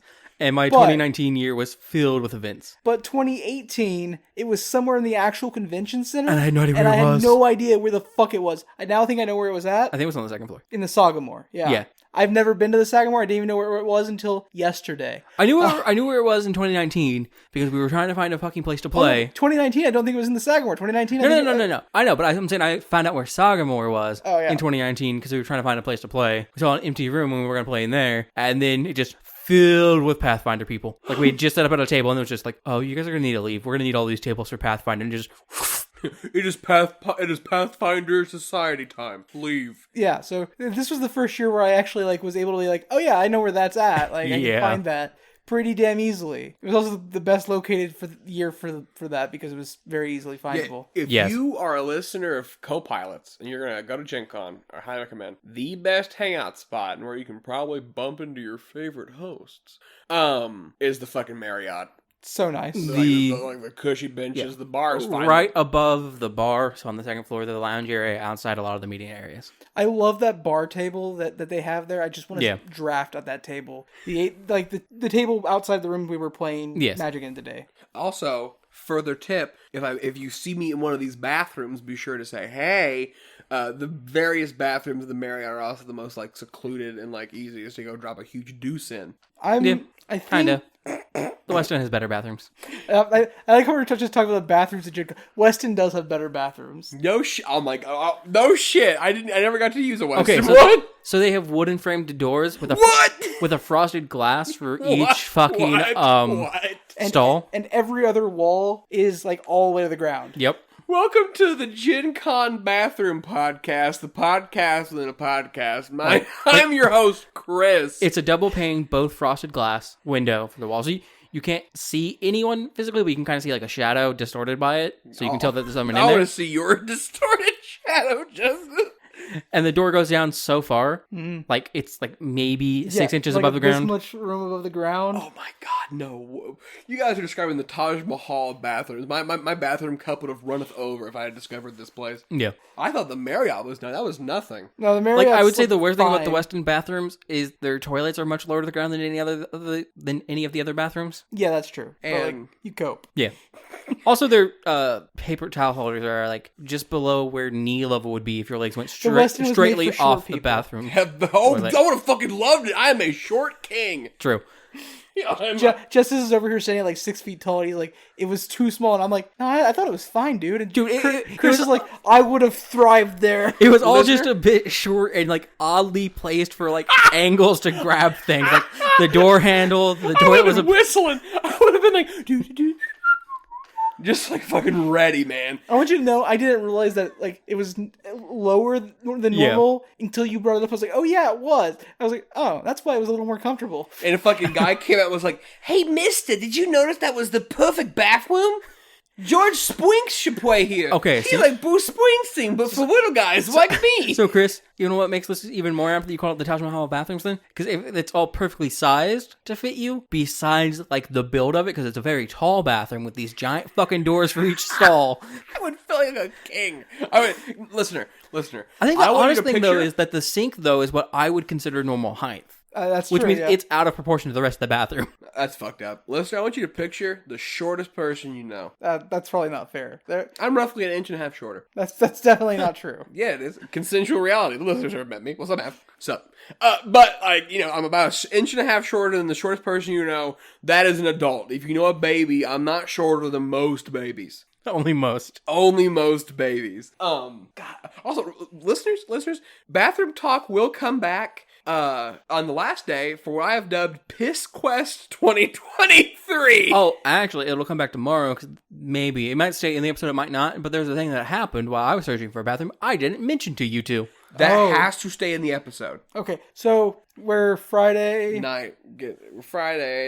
We're in Friday, and we should be hitting up our first panel. Oh, yes. Which was the System Mastery, the RPG show. Yes, the RPG game show, which I expected to be a more structured game show. I'm a little sad it wasn't. Yes. Because in 2019, it was. I think the reason why it's obviously not more structured is because instead of using... sponsored by Simon & Schuster? I was going to say because instead of using guest panelists to be the contestants, it was open to the audience. And that's... I didn't mean that as a dig. I mean that's why. Because it was more about giving out... audience interaction and books and things. Yeah. And product, yes. And so it was more like a reverse Q&A panel where the hosts were asking you questions, but they were very specific questions about RPGs. And honestly, room chemistry was fun. Audience interaction was fun. When people got things wrong, it was all like in good spirits. Like things were like funny. If you didn't get a question, if you got a question wrong, you still got a cool pin. Yes. Like good panel. And if you got a question right, you got a cool book. Yeah, I thought about going up to answer a question, but my brain went, I have all of those pins, and I have all of those books. Look, the only reason when I thought about going up to answer a question was I was like, I wonder if they have the coloring book early. Oh, my thought was I didn't think they had the coloring book, but I scanned and I didn't see James's Campfires? campfire cards, and it's like, Yep. those are like the one thing I need at the moment. They just got released, and you Yep, do yep. not have them on that table. That was my brain. But yeah, people went up. They got asked a question. If they answered it right, book. No answer, bad answer, pen. Yep. And there were tons of people there who have no idea who System Mastery are. Who I feel like there were people there who didn't know who James was. Yeah. And most of us didn't know who the special guest was. I don't think. Lynn Oyeda? She does legal content On like RPGs and stuff. Yeah. She got more known during the whole when Wizards tried to Wizards be OGL Wizards. license bullshit. Yeah, And she or they, I'm not 100% sure. I have no idea. that's fair. They whenever they asked their questions, they weren't multiple choice. The questions were like Legal based? history, legal based on like TSR and Wizards. And I was just like, oh no, my brain's lighting up. I'm learning. So I was like, I learned a lot of things, but there were also several things from hers which I would argue were hard to question. My brain just went, why the fuck do I already know this? Yeah, dude, that was the entire time. What either like James or one of the System Mastery guys would ask like almost puns on D&D. Like, Yeah. especially I was trying to explain to the two new guys in our Gen Con group, like how second edition D&D is kind of sticky. Yeah. Like you'll meet motherfuckers younger than you. It's like, yeah, I play second edition because of my dad. Like for some reason, people are still playing this fucking game. Because Right. AD&D, It's because not great. Thaco is Second edition, easier. I'm gonna beat you to death. I'm gonna kill you with a walk. I think the argument is partially because AD&D, not great. Second edition actually is when the game got, in my opinion, as a good RPG. You can't beat me to death. And with a rock. then My for- Thaco's too low. For people who feel like there needs to be more individuality for the classes, you start to lose some of that because the classes work more similarly I think mechanically it's because as you everyone continue has on. the books. I think. And I was because about to say- there's a copy of Yeah. AD&D, a second edition, and everyone's closet in America, the American Midwest. I can see that. Because your uncle, go to your grandparents' house, dig around. If they have an attic or a closet, dig around. You will find second edition AD&D in there because your uncle 100% played it. Your dad will deny that he did, or he says your uncle had him try it once. Your uncle definitely played D&D. Chris, I think you're talking about drugs. You'd be surprised. Also, Chris, I think you're talking about drugs. Okay, no, those Listen, are drugs definitely and D&D go those are- hand in hand. Those are definitely your uncles. I never tried them. Yeah, that was definitely your uncle's son. I would never do the marijuana. I never did a weed a single time. And your uncle didn't he didn't do it a lot. He he just tried it. He had a bad group of friends he was hanging out with for a while. No, that smell was cherry tobacco. Yep. Ooh, the cuts. But then we had to go from the RPG game show panel to the System Mastery live show, like the actual live recording of the podcast. Immediately. Immediately, yeah. Yeah, because Gen Con, in their infinite wisdom, immediately booked one of their panels right after the other. So the RPG game show ended at 4, and their next panel started immediately at 4, Which wouldn't have been the worst thing. if they were in the same room. A building. Yeah. They weren't even in the same building. Had to go downstairs, Downstairs and down the street. and down the street to get to the next Room. Yep. And I was happy to say that I departed a bit early, and I did beat the host there. Yep. To be fair, the host had a costume change they had to make between. Yeah. Which the other I day. was surprised about. I was not ready for the costume change. Because the show's gimmick, we've mentioned it, I think, on the other Into the Cockpit I've been into. We also brought it up. Literally the last episode we talked about it. Oh, good Yep. shit. But the RPG they're reviewing was the Rocky and Bullwinkle RPG, which is more of those old TSR that kind of D&D were famous making box sets of Yes. things. So it was those classic TSR box sets. And the biggest twist of the weekend, the game was actually pretty good. Yeah. Oh yeah. Also, we had to bring it up about what they do. Like because 2/3 of the game. We had to explain why we were reviewing Rocky and Bullwinkle, the 2018 TV show. Yeah, okay, perfect. I have not listened to last episode. I'm breaking my seal true power reveal. It's okay. It came out when you were at Gen Con. Yes. Goated. Came out August 2nd. Holy, The Wednesday before Gen Con. Yeah. let's go. I was busy. Yeah. Yeah. So were we. We were posting an episode. Yeah. We had to do that before we left Hunters. Yeah. Yeah, the game was fun. It was like more of a party game than an actual RPG where you can kind of act out wacky scenarios based off the Rocky and Bullwinkle show from the 58. 58. Cool. Yeah, 1958. Yeah. And yeah, it was a fun time. They actually couldn't record it because the room didn't have a way to do weird live setups and the acoustics were kind of Yep. bad. So no one else gets to hear that show. Woo! They said they are going to review it for the show. Try Yeah, again, yeah. try Yeah, it. but like The reason they put it off is because the game comes with physical elements. Hand puppets. hand puppets For no And reason! spinners. and spinners instead of dice and little cars. It was a fun, good time. It was just like it was funny. Yeah, it was a lot of fun. And then by committee, we made a character. Yep. Yeah. So we got to make a Flying squirrel that couldn't fly. named Smoothie. Smoothie the flying squirrel that couldn't fly, who was a tax accountant who worked for the government. Yep. Yep. Any government position they wanted. They just couldn't repeat jobs. So they could be the president for a day. They'd be the vice president, and then the president, and then the entire cabinet. And then a janitor that works at the Pentagon. Most days, he's a janitor that works at the Pentagon. Sometimes. Or they could be a toll booth worker. By bulk, most government positions are janitors that work at the Pentagon. True. That was a joke. Nope. Josh just Actual gave fact. me the most incredulous fucking look, listener. And I just yes-anded it. This is the different. These are the two contents. These are the two vibes of energy. What the fuck are you talking about? Or, yes, I and. assume the largest government role is police officer, Yeah, probably. and if not police officer, postal worker. Yeah, I bet it's like mail carrier. Although now that you mention it, maintenance or janitorial City staff, maintenance, probably. janitorial staff might be it too. Like, I wonder like how many people are in like the Army Corps of Engineer. That's like Yeah, true. that's a lot. There's lots of but goddamn rabbit holes. Dear listeners, stay tuned to the description of this episode where Justice will 100% research that and break it down in the description. I'm not doing that. Justice, I am begging you, no context. Towards the end of the description, a line by itself, put just like office worker, like whatever, like pick a job. I don't give a fuck. I'm not gonna prove you wrong. Maybe not. We'll find out when I post an episode. so yeah, we went to the live show, which had a special guest host and a second special guest host. It was Jeff and John from System Mastery. James D'Amato from James- the One Shot Podcast Network, James the One Shot D'Amato, Podcast, the president of the podcast, One Shot Podcast Network. who also was former host of the One Shot Podcast. They are currently running through new candidates. We are Okay, about to because- start our second candidate to host, and the GM and host of Campaign Skyjacks. And also, the reason he has to vacate his previous job as host of the One Shot is because he just completed Project Falcon. I mean, just is a strong word now, but he has recently completed Project Falcon. And that prevents him from hosting that show now. Indeed. Who was the other special guest? Claire! I don't know her last name, which I think is probably intentional. Yeah, probably.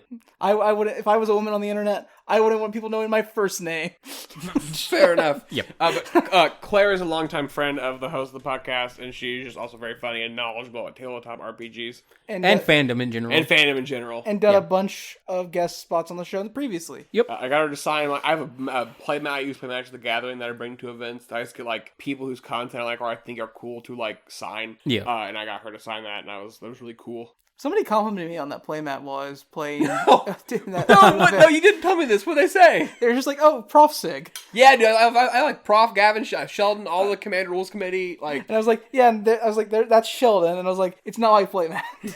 I have all the Commander versus guys, including the original two. I'm missing Danny West. Danny West, if you ever listen to this, you're actually my all-time favorite member. Please get a hold of the host. Fucking copilot'sreview@gmail.com. Live podcast. That's where we were. Yep. Yes. Live podcast. I think that was basically it, though. Yeah, right? there's not a lot for us to do with that other than tell you to go listen to the System Mastery podcast. Yep. You won't hear that episode. So There's then, many more. from Friday, paths diverged. Paths do diverge because at this point, it's time for me to take my shit back to the hotel, change clothes, go get a scrumptious dinner at the best restaurant in Indy. Which will come back into play later. A little burger bar called Kuma's Corner, yeah. And then from there, it was off to see a band called Moonshine and Outlaws, Yeah. and a band called Moonrise, Yep. and a band called Buck Cherry. I thought the next band was Moonshot, named after the board game. No, there was no Moonshot, and there also was no Vinrez, which was supposed to be the band before Buck Cherry, but Vinrez is mediocre at best, Yeah.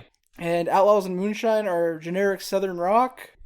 But I can vibe to that. I can vibe to any music I can move my knee to. Moonrise were bangers. They had like a southern rock tinge to them, but they were just more straight like hard rock, almost with a bit of core elements. They had screams and guitar breakdowns. Well, that sounds better. And their bassist and vocalist were fucking legit performers. So good. Very nice. Their lead singer reminded me so much of Matt Shadows. It was uncanny, not like physically, but like in the way In stage performance. Yeah, in his performance. And then the bassist was just getting it the whole Still, time. no one's gonna top William Control for stage performance, in my opinion. William Control is the most Doctor-like individual I've ever seen in real life that wasn't cosplaying the Doctor. Yes, when performing with Aiden. When performing by himself, he looks the part, by which I would mean I think he would play, like, the Master.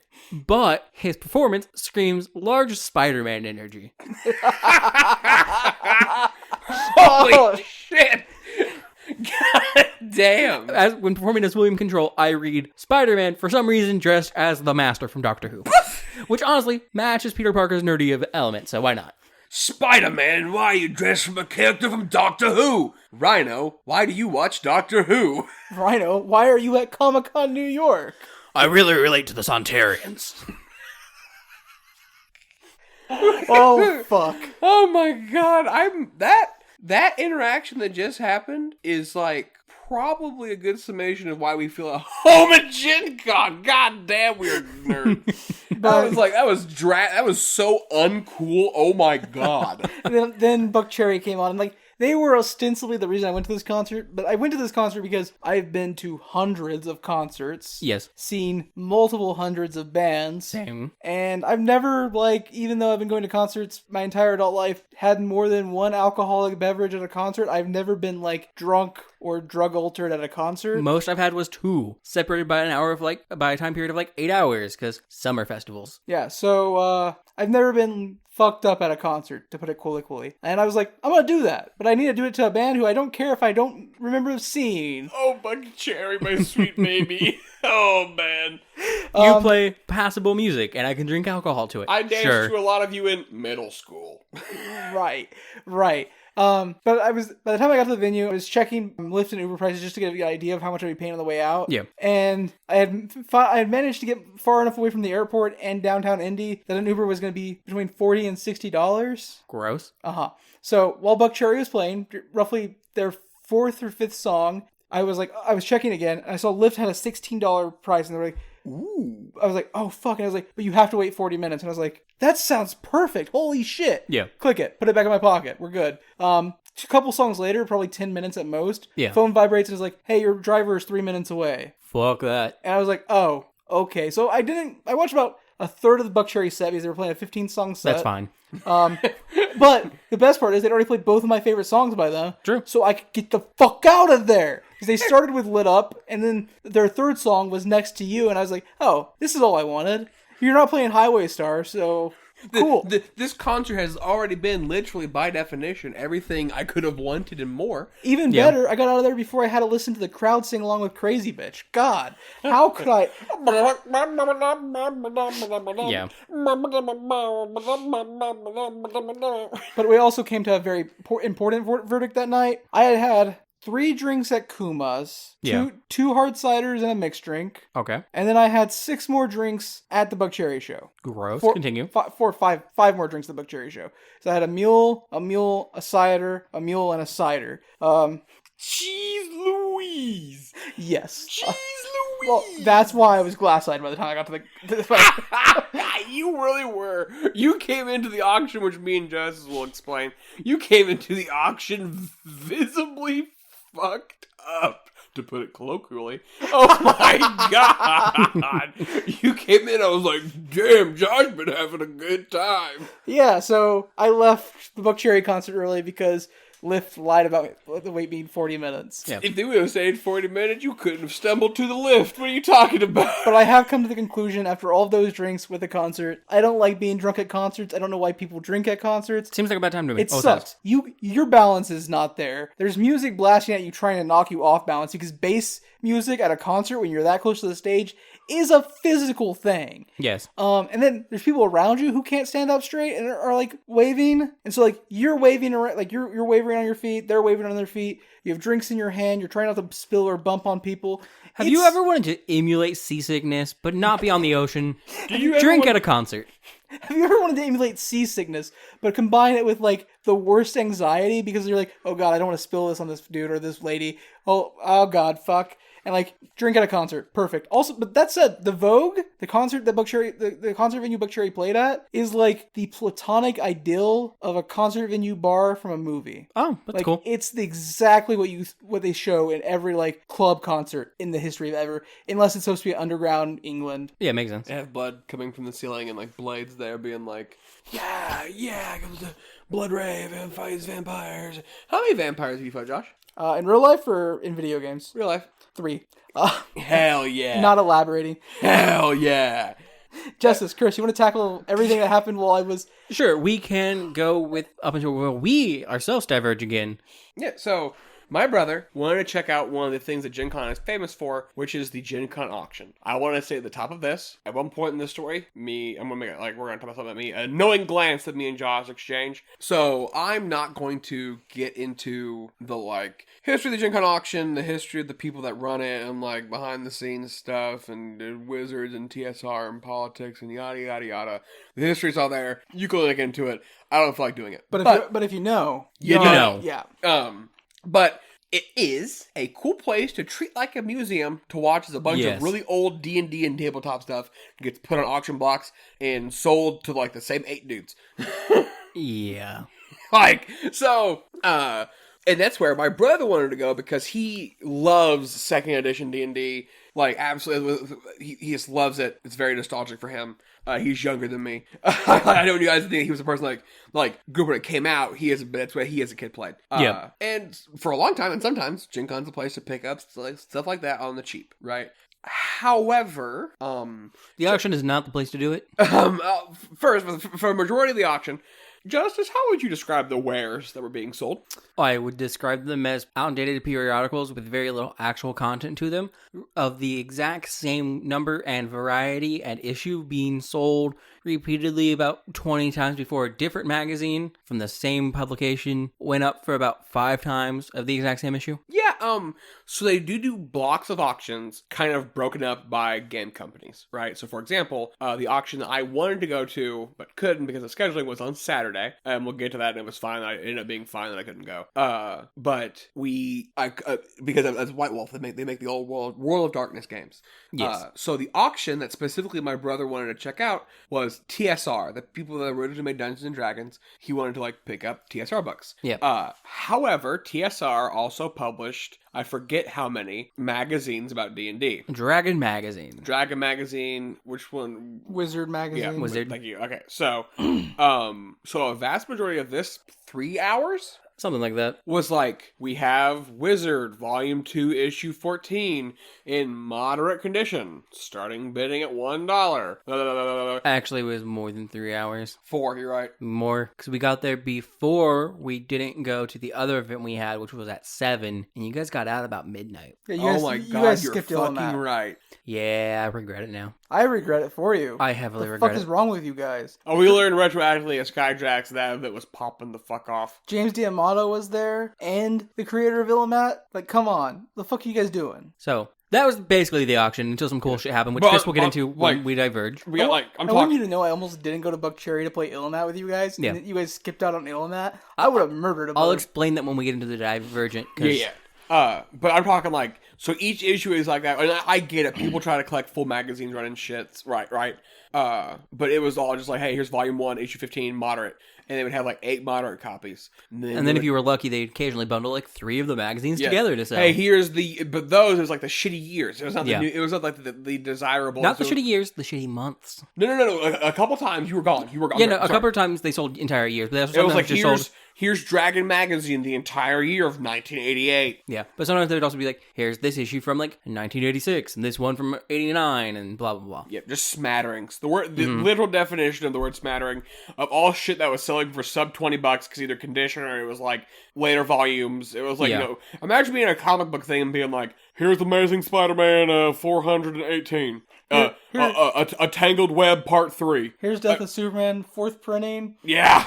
Not even the one that everyone owns. It's one that like everyone owns because at fucking Walgreens. Like, it has the barcode, not the fucking press shit. Like, it's like the fucking like black bag version. It's just like, the one my mom got this at Walmart and I dropped it in a puddle. The one where your parent bought it because they're like, oh, I heard Death of Superman was a really expensive comic, but this was only $2. Or they're like, oh, you like comics? Here's these comics we got from the Dollar General store. Quick diversion. Like, I gotta do a fucking tangent. In the place where I grew up, the CVS there, for some fucking reason, they exclusively had Fantastic Four reprints. It's like all the comic books they sold.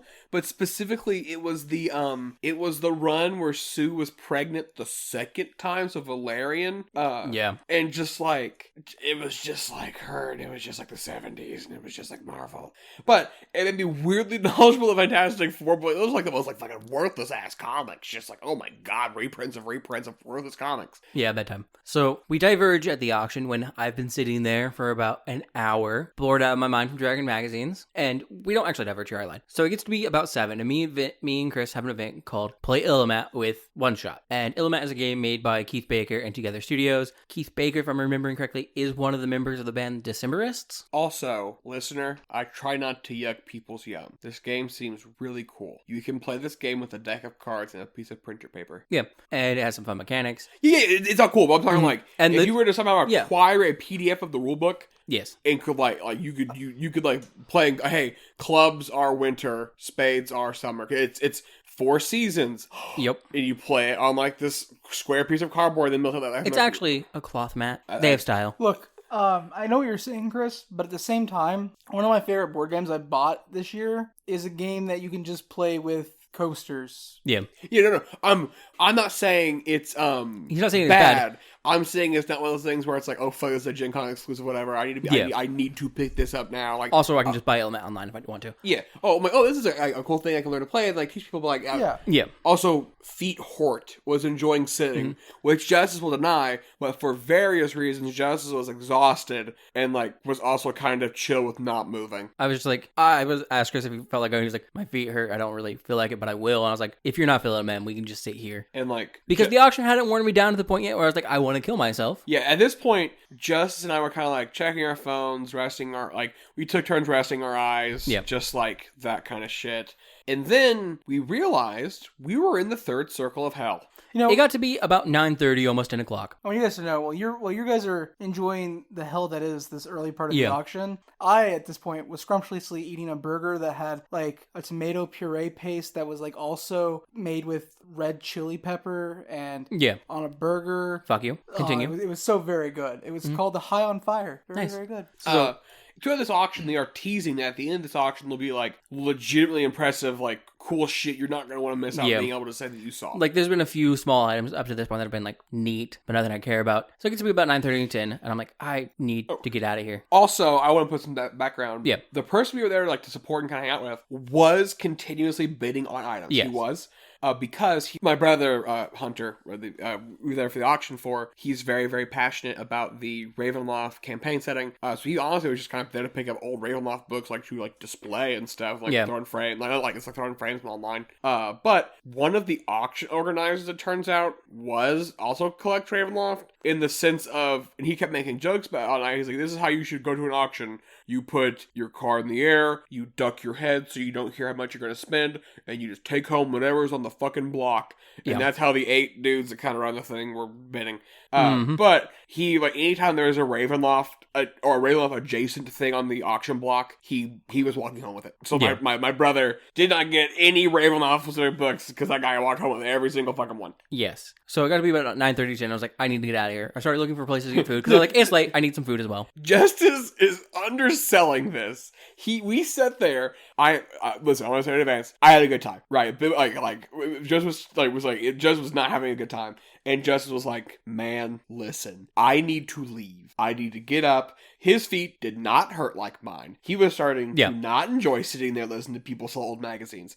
He also, I was sitting next to Hunter, my brother. Yes. Right? So him and I are having little conversations and talking about like the history and like that kind of thing. Yeah. And I would kind of lean over and kind of tell you, and you're kind of just like, yeah, okay. I get it. Justice, not particularly passionate about TSR for the reasons that I said I wasn't getting into at the start of this conversation, which is completely understandable.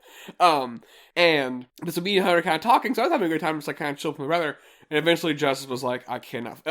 Also, the crowd was... There were vibes of some panels that were great. There were the vibes of some panels that were not great. The vibe in the room was not particularly great. No, it was not. It grated on you. It really did. But... by you, the royal you, me as well. I wasn't understating it at that point. 9:30 and 10, I started looking. I was like, I need to get out of here. So I started looking for food. 10:30 is about the time I actually left. So When like you after broke. 10 is when I started to get really annoyed. Okay. And I found a White Castle nearby in walking distance, and I was like, it's open 24 hours. It's not good food, but I enjoy it, and I'll shove it in my face. I love White Castle. So I asked anyone else if they wanted to come, and one of our other party members was like, sure, and joined me. So we set off on about a 15-minute walk to go get White Castles, eat it there, walk back about half an hour, which is about the time the auction should wrap up. Except as I was getting ready to leave, they decided, oh, we're going to take like a 15-minute break because we've decided we're going to go late because instead of 10 top items of the night, we're doing 14. So I immediately knew when I got back, the auction would still be going on and it would suck. But me and the other guy, we went. And immediately, we stepped foot out of the hall of the auction. We're both just like, this fucking auction is the worst fucking thing all weekend. It is killing my entire soul. And we just bitched about it all the way to White Castle, avoiding all kinds of fucking construction on the way. And then we got to White Castle. Drive-thru's open. Dine-in was not listed online. So we're like, fuck. It's insane to me that any restaurant in the Gen Con vicinity would close their dining room at their normal time, or even like anything resembling early when Gen Con is in town. So I pulled up my phone again and I was looking for places, and there was a like noodle place, but it was also a bar. And when I was talking to the other guy who is more aware of indie because he grew up there, I was like, it's like the food's fine, but it's not a great place, and I don't want to have to go in and wait forever to fucking get food from a fucking bar. And I was like, yeah, I don't either. But we found a food truck just a little bit farther past that. So we went to go find the food truck. We found a food truck. It was not that food truck. That food truck was not there. And we got the greasiest fucking Philly cheesesteak I have ever had in my life. We got back to eat at the convention center. And at first we were both like, we don't think we need bags because they were putting them in bags. I opened the bag and pulled the container. One side of the container was just grease. The bag had a puddle of grease in the bottom of it. So it was good?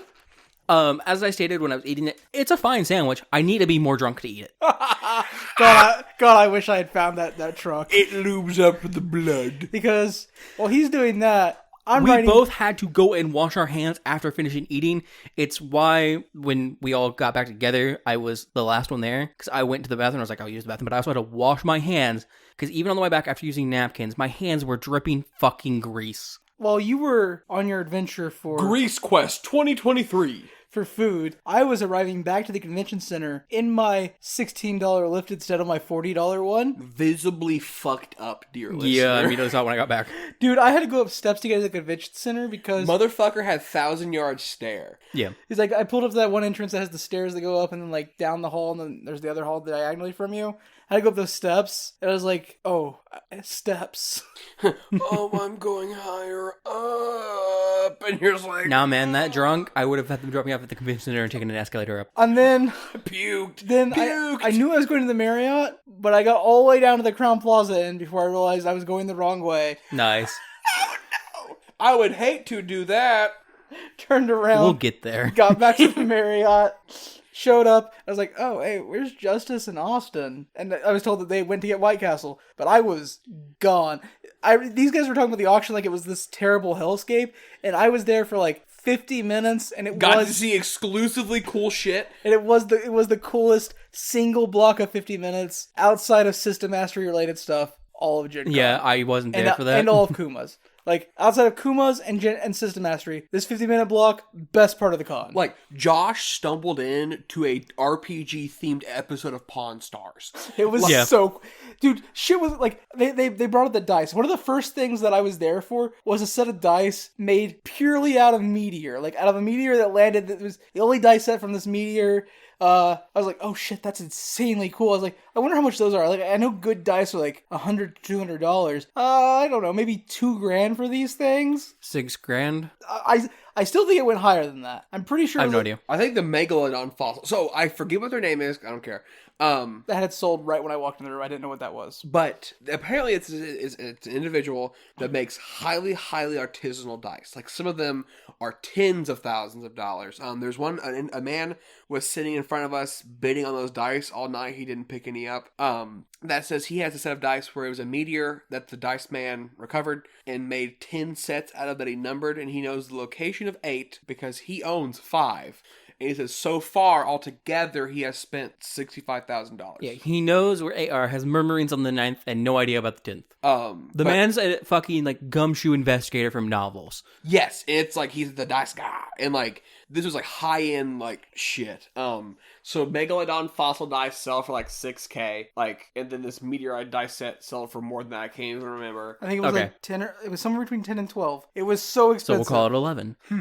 And then other highlights include things such as a silver edition D&D box set, which is to celebrate the 25th anniversary, which my brother got to pick up by sniping it for like $500 under market price.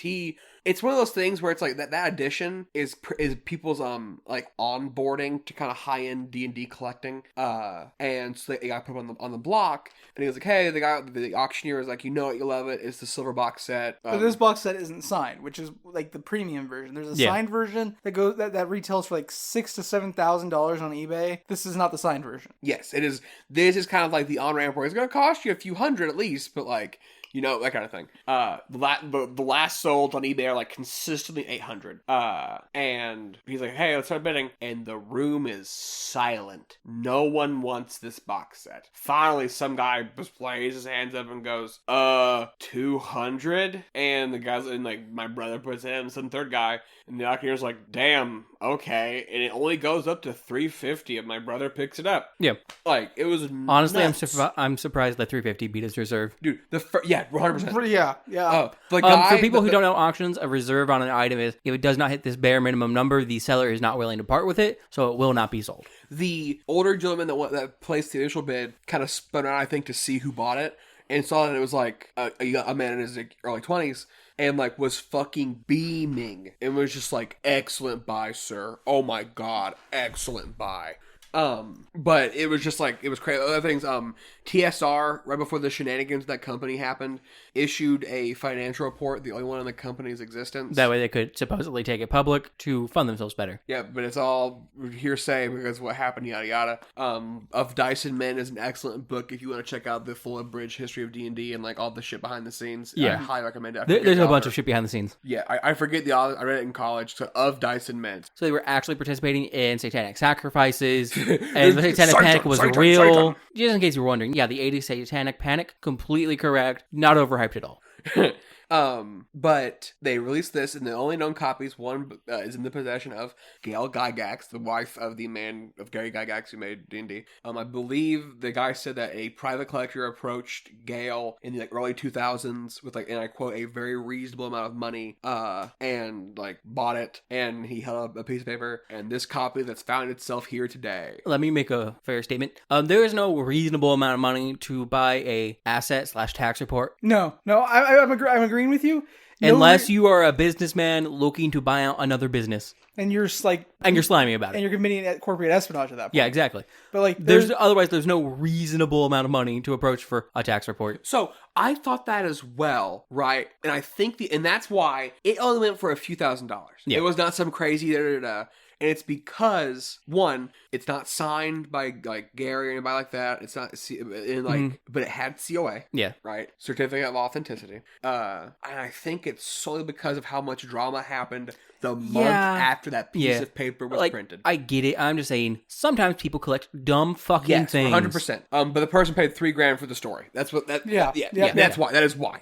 Like, I wish I could drop $3,000 on a fucking story. speaking of dropping money on things, one of the items I think went for like incredibly under market, like what the fuck, was, I forget the name of the company, but it was lead figurines Okay. of Snow White and the Seven Dwarfs, right? Oh yeah, the original D&D minis. Yes, they were the original minis. So it was the company that would go on to make the original D&D minis. That was the first minis that company ever made. They were the first, like, for miniature collectors. They're considered the first miniature. Yep. Right, they're the Holy Grail. Right? They are Disney because Disney likes to throw money at things. Get Yes, things and made. they were manufactured in Disney parks. Yep. Right. The contract lasted a very short time before Disney was like, "Hey, listen, we're just going to manufacture our own shit." It was like super early in the park's history, like late 40s. Also, literally shortly after signing that contract to make lead figurines, plastics became widely used in the U.S. because that whole industry got built up by World War II. Yes.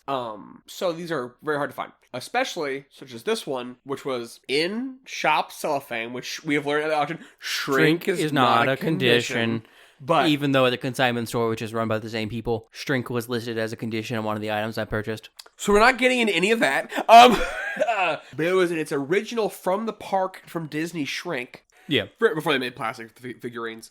So it was in its Disney Park shrink and had its still like Disney Park label. Okay. The auctioneer collected miniatures, like known in the miniature community, and he had a copy, right? It was in an original box, good condition, no plastic, no label, and he was like, "It's the holy grail of my collection. Mine went for like a little over $1,000." So it's the question: how much is Disney shrink wrap worth to you, right? And he said it very snidely, which was great because I don't fucking understand it. Yeah, it was just like he made several comments like that throughout the night about certain products where he was just like, "Oh, this product I'm clearly not a fan of," or almost like I'm jealous that I don't own this product and I have to pay for it again. Yeah, and it's like one of those things. And it went for like $1,300, and like everyone in the room was kind of shocked. And like, I don't know. I just feel like if that item were like in an auction of Disney collectors, You see, that's the biggest problem. All the Disney people were trapped in the nebulous void that it was the Lorcana line. yeah, they were too busy trying to peel that one person that got trampled off the floor.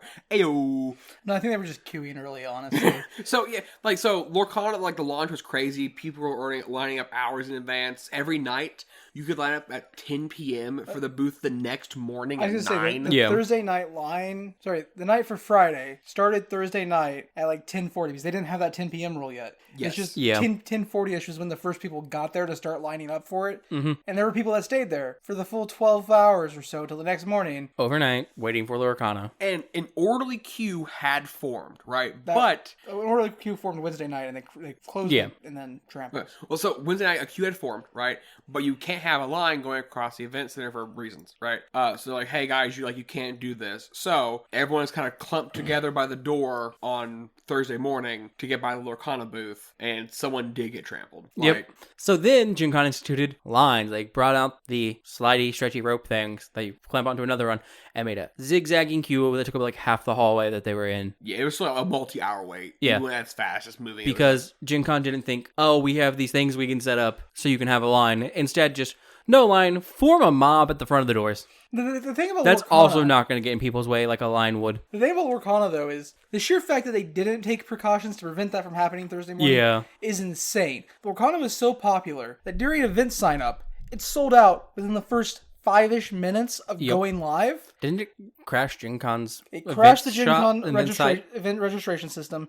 It delayed anybody who had like put stuff in their wish list from resubmitting wish lists. And then there was no limit on how many Lorcana events you could sign up for when it first was launched on the event page. So people signed up for multiple Lorcana events to get extra versions of the starter decks so that they could sell them for more money. And then Ravensburger was like, oh, hey, you can only do one. We're IDing you at our table. So if you have more than one Lorcana event on your ticket, you need a... Get that refunded. And if you don't choose one to refund, we will refund one randomly for you. Yep. Instead of, being able to pick and choose your events like you're supposed to be able to. So, Lorcana was a train wreck from the get-go. Yep. That said, after Thursday, the Lorcana line was very smooth and and as long as you stayed out of that corner of the hall, it wouldn't affect you. Yeah.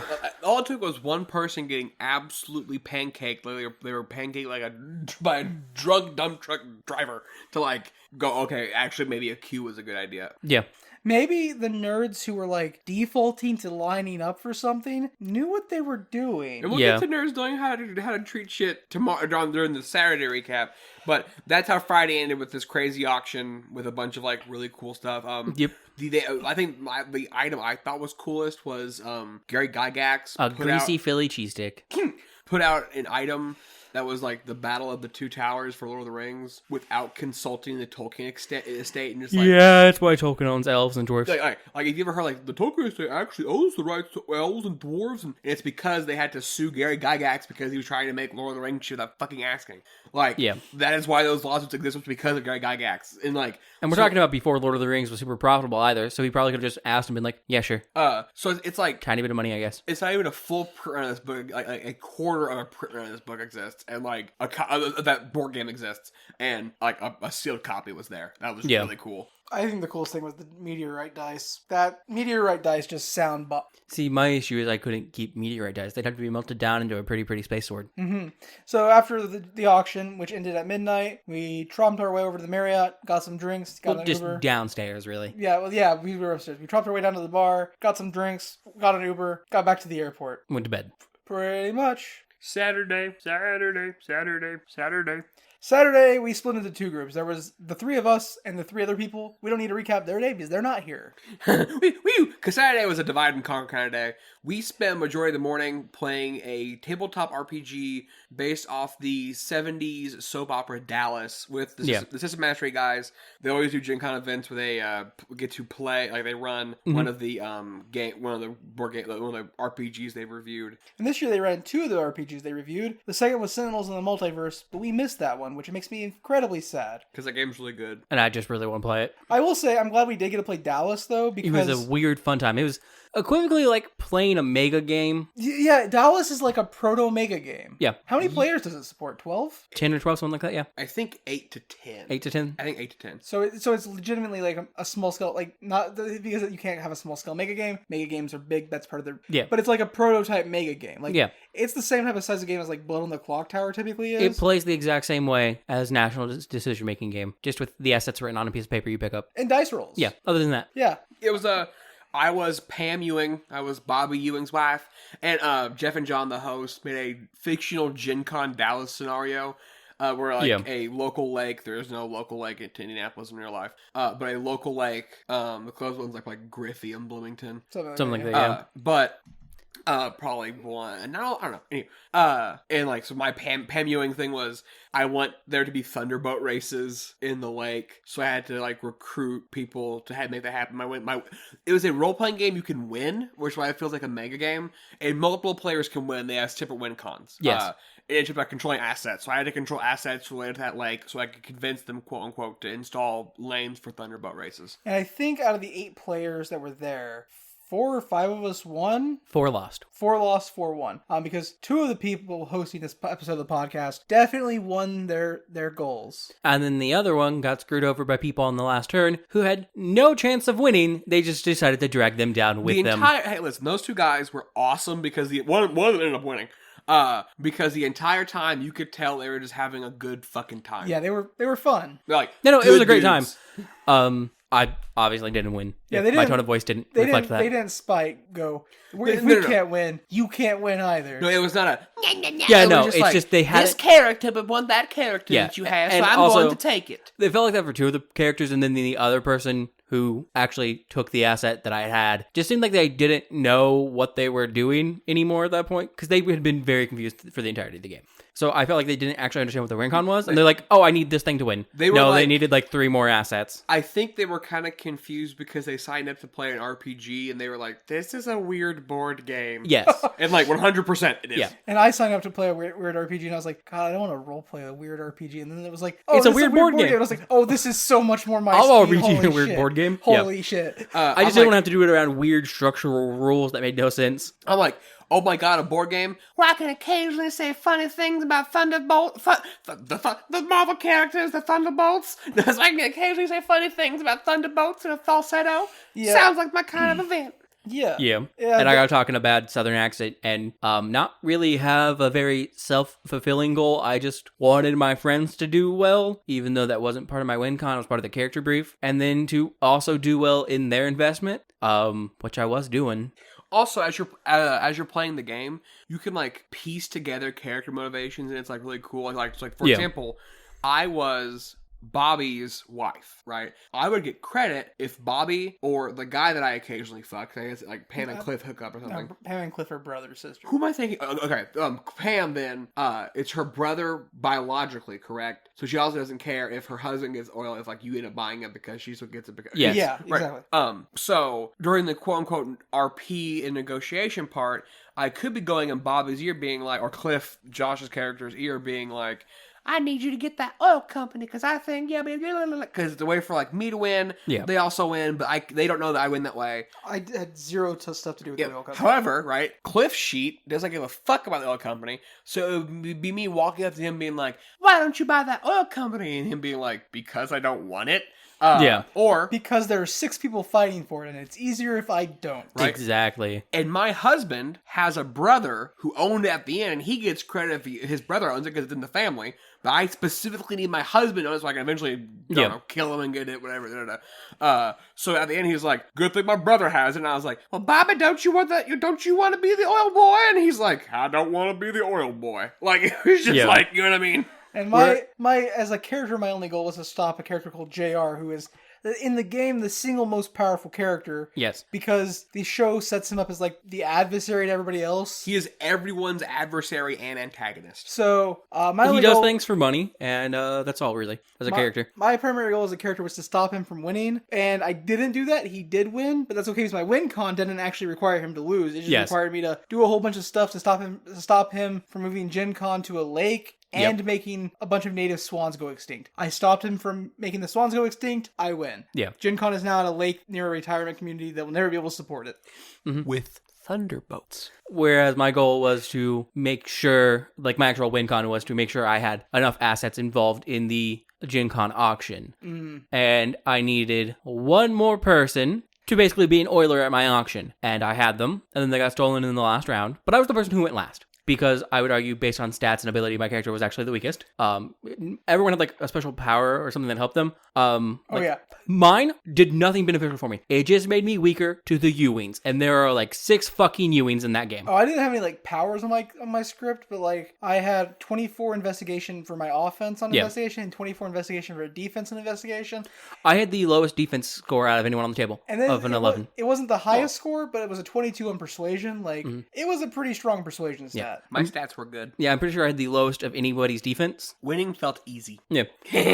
Like, I was doing perfectly. I was like, when we first started, there weren't a lot of things that I needed, but I would get them because I had a decent investigation, and I had a henchman, basically, who was also decent at coercion.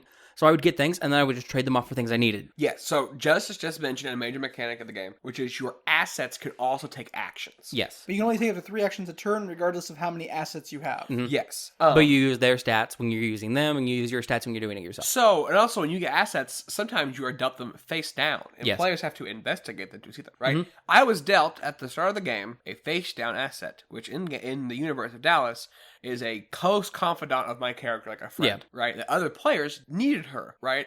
Her stats were dog shit. Mm-hmm. So at no point did I ever flip her face up to roll to get something because she was just kind of dog shit. Oh, you didn't have to flip her face up. You just had to show one of the people running the game. Yeah. I'm sorry. There's no reason to do so because she was dog shit. And like, as far as investigating her went, nobody like got around to the game was very investigation light after a certain point. I don't know what you're talking about. I investigated lots of things the first 2 rounds. That way I could get assets. And then I got fucked going into round 3 because of story events. I saw my character sheet when we started, and it was like, there's these 8 things. You need 5 of them. And I was like, that's so many things. How am I going to get 5 of them? And then the game was like, you start with 2 of them face down. You start with 2 of them. 1 face down, 1 face up. And I was like, oh. And then I was like, it's still a lot of work to do. I had to find them. And like only one of them was on the board anywhere when we started. Mm-hmm. And I was like, God, I had to find them. I had to find where the other 2 are. And I had still to manage to get them. And I only get 3 actions a turn. And then by the end of turn 2, I had 4 of the 5. And I was like, oh, this game's easy. By the end of round 1, I needed 3 things. I started with 1 face down. By the end of round 1, I had all 3 things I needed. And then By the end of round 2, I had 5 of the 8 things I could possibly need. By the start of round 3, I had 1 thing. And then at the start of round 3, I was given a special item from the script, which was a Funko Pop of Mike Merles. With his head shoved in a toilet. Yep. And it was a cool card. It had a decent power, but like I didn't need it. And the guy next to me had one of the things I needed. And I was like, "Hey, do you want this Mike Merles Funko?" He's like, "What do you want?" I was like, "Just that, dude." He's like, "Oh yeah, sure." Yeah, as long as your character, the things you need to win, because you quickly could key on the items that multiple characters like needed, right? Like everybody, the mayor was being bounced around like crazy. I grabbed him just to trade him. Yeah, me too. At one point, I Human was like, trafficking is for fun. at one point, like one person, we went back and forth on one character once. Then he was like, "There's a different character I need, and he was RPing as an old lady. And if you give me that one, I'll leave you alone." And it was like flip next, and he took it, and I'm like, if someone takes it, I'll take it back for you as my action. Okay, it was some dog shit character only he needed, so like no, it was fine. Honestly, I loved that so many people didn't really know Dallas very well, us included. Mm-hmm. You probably knew it the best out of most people there. But the fact that the guy you're talking about was role-playing as an old lady who was a young woman, youngish woman in the soap opera, specifically younger than your character because they had married into your son's family. Yes. It was delightful. I think my character was just like in her like late 30s. Late 30s, early 40s, I believe. But like had an adult son who also had his own drama. The best character was a character from a different show from the same programming block that was just not nearly as... It was a spin-off of Dallas that was not nearly as popular. But when a character from that show crossed back over, she was so popular, she just stuck in Dallas even when the other show got canceled. Even though she was a teenager and like... Everyone else was like an adult doing crazy shit. She was like a 17-year-old girl from like it's weird because it's like it's a really heavily family drama show, and her dad is like this secret disgraced Ewing brother that like at no point makes a claim for Ewing oil. And it's just like, I don't even know my dad's fucking name. It's just like, who don't give a fuck about him. Yeah. That was Dallas. It was a really fun time. And honestly, it was great to just play role-playing games with System Mastery again. Yeah, it was fun. We played Mermaid. They do a great job of 2019. running games. Yeah. Yeah.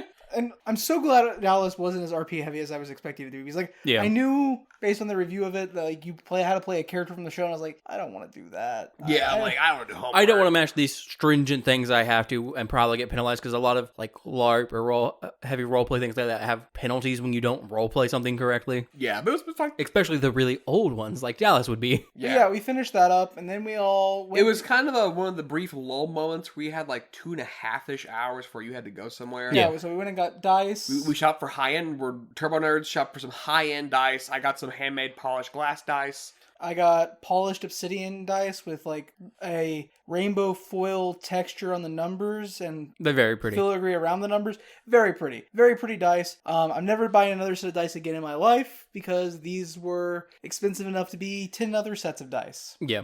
Jess, did you get dice? I wasn't with you guys. No, you like walked for a few minutes and peeled off and were like, peace. Yep. We got dice. Then after dice, it was food time. Well, we got dice. I got Justice a set of dice. Yes. Because we found these little acrylic dice that were really, really cute, and they had little things inside of them. Yeah. Like, but actually, this was the day where we briefly went back to the consignment store right after, and I bought my books, and Chris bought his books. Yes. That's really the White Wolf auction. There was a man that was buying books for like double market price for some fucking reason. And Justice got little elephant dice. Yeah, and at the consignment store, I bought Exalted 2nd Edition, Dragon Blooded book, the Exalted 2nd Edition Lunaris supplemental book. I bought a Exalted Scrolls book, which is just filled with different Exalteds of different lineages as pre-made characters, which is fantastic. And I bought an unopened character sheet pad. It's just a bunch of character sheets for the game in a little pad form. And fun thing I didn't know about Exalted 2nd Edition, a lot of World of Darkness character sheets have like a watermark on the back of like the game logo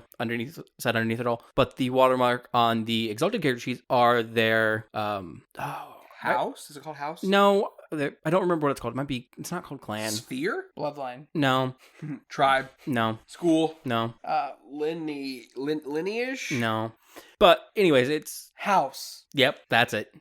But so court? you have Is it cast. court? It's their cast. Oh, okay, the cast. I was thinking court because of the Changeling game. So I was about to... So they all have their cast on the back. So you have like Dawn cast, Twilight Cast and whatever. And he uses that symbol in the back of the watermark, which I thought was neat. That's cool. Hell yeah. And then you guys went and did your dice shopping, and I went on a quest to find a bathroom.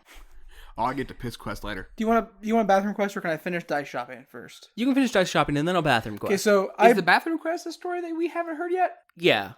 yeah. So A thing occurred. while we were dice shopping, I found my really nice obsidian dice really early in our shopping. Bottom was done, and so I stopped at the independent publisher booth, checked some of their stuff out. Well, Chris and the rest of the group was looking for his dice, I was very indecisive. and then caught back up with the group. And then right after I caught back up with the group, I saw an artist over in Artist Alley because we were right next to the area where all the artists were. His name is Tyler Wadepool. Tyler. Anyways, Tyler W. Pool. yeah. And Tyler Warpool washing machines? but Tyler Whirlpool. I'm sorry. he had this big piece of art in front of his booth that was based on a series of books that you have heard me talk about before called the Dresden Files. We reviewed the TV show. Jim Butcher's Dresden Files. And it was a new interpretation of the first cover of the book. Because the covers do not accurately match the descriptions of any of the characters. And I saw it and I was like, oh God, that's so cool. And then I looked at the price tag. I was like, oh God, that's $85. And then I was like, I don't know if I'm going to buy it. So I caught back up with the group. And then I immediately caught back up with the group, turned around, went and bought it. Yeah. I mean, you did just sell magic cards. I was like, I'm buying it. It's mine. And then I found out that because it's a reimagining of the first cover, this artist is doing a complete series of all 18 books. And they're coming out once every 3 months, so I have... And apparently the guy was in contact or friends with Jim Butcher, and they've talked about re-releasing the books with those as covers? you Yeah, said? because he's a big fan of the Dresden Files series. And the art isn't just signed by the artist at the bottom. It's also signed by Jim Butcher. Which is dope. And it comes with a certificate of authenticity, and... It's just very nice. It's one of a limited 350 printed series. I'm in love with it. It's so good, guys. Yeah. Then it was food time. It was food time, but Justice had a bathroom trip in between Oh, I that. forgot shit. Yes. So I started off at the Regency, I believe is where we were for our game. We were at the Marriott. We were at... Marriott first floor. Yeah, Yeah, we were okay. at the Florida room. So I went upstairs, and the bathrooms were closed. So like, that's fine. I'll walk into the convention center. So walking through the convention center, I'm not going to go to the bathroom on the first floor. They're always full. They always smell horrible. So I went up to the second floor. Every bathroom I went to was full. Saturday was very, very busy. It sold out. 85,000 people. I ended up on the other side of the convention center. Still couldn't find a bathroom. Went over into a different hotel. Actually, I think I looped because I ended up at the Westin.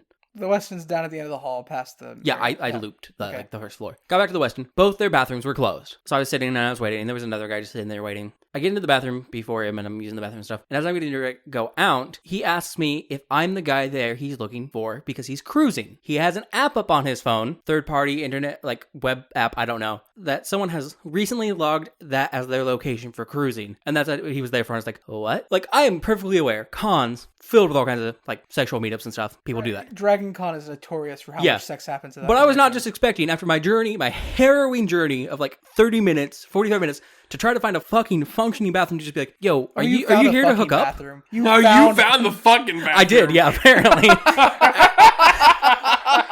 And I was just like, no, but good luck with that.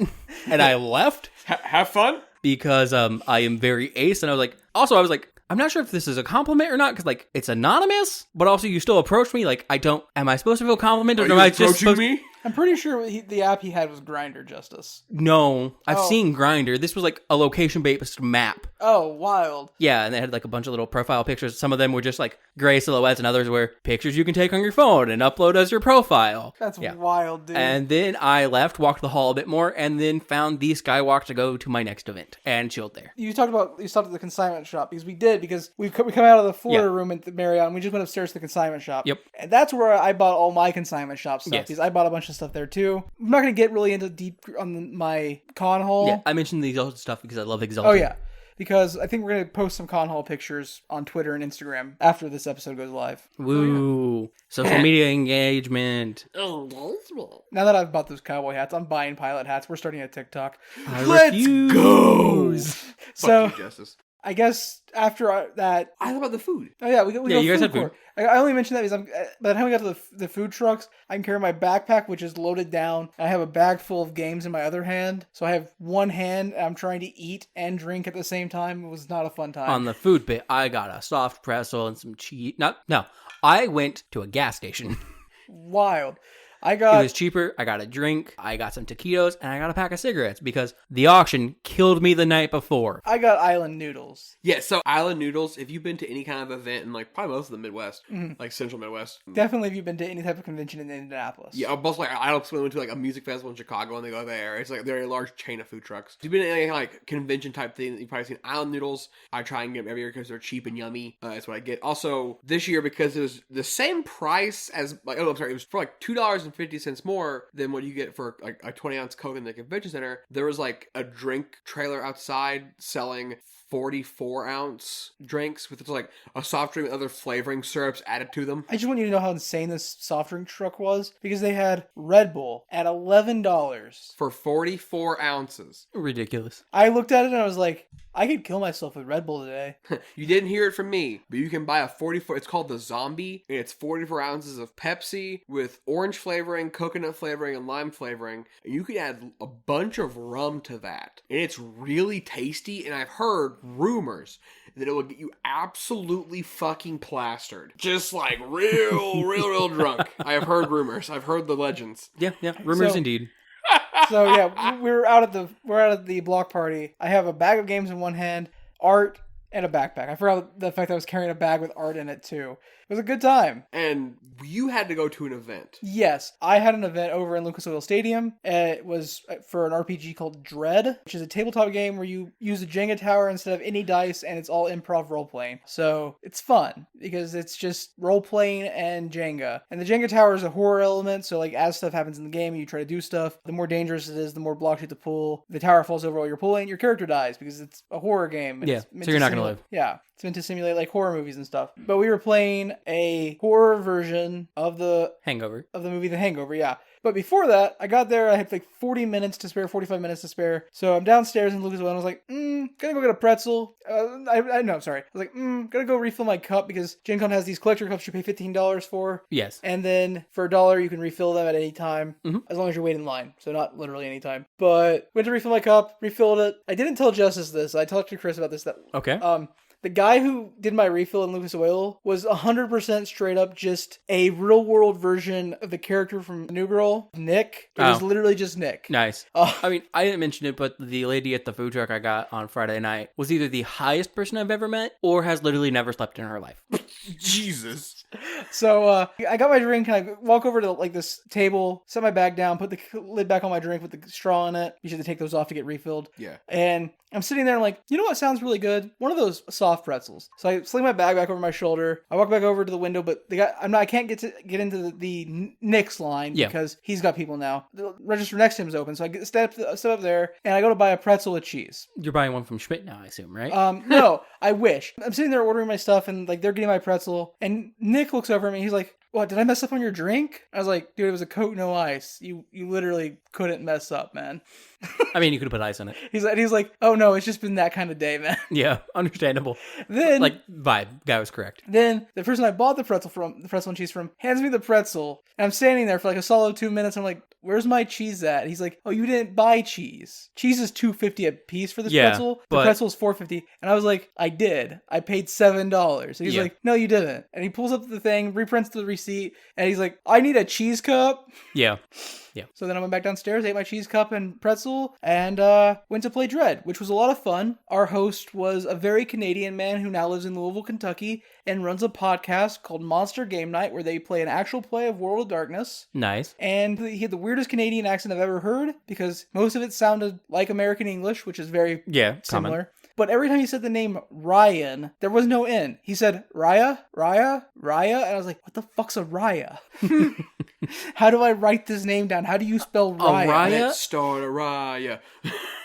Araya, I think you're mispronouncing Aria, and that's Game of Thrones stuff, man. Yeah. Game was a lot of fun. He gave out like a little care package, which consisted of a beer koozie, or just a koozie in general, koozie, a Rice Krispie treat, Okay. and a granola bar, and some like little things to sign up for contests and like follow his podcast, and it was cool. Nice. I died halfway through the game, fell down an elevator shaft, landed on my pet monkey. Pet monkey died. monster. It wasn't my pet monkey. I woke up with it on my chest. I was naked, but I had a monkey. So Still, you're a monster. You killed a monkey. I did not kill a monkey. Gravity killed a monkey. Gravity killed a monkey. Gravity killed a monkey. Yeah, but the gravity only killed a monkey because he was unaffected by gravity. No. It's like if he pulled the trigger on a gun. Like the I'm GM not going to was blame like- the gun. The GM was like, the monkey hardly ever dies. People mostly adopt it and like make it like the mascot of the party.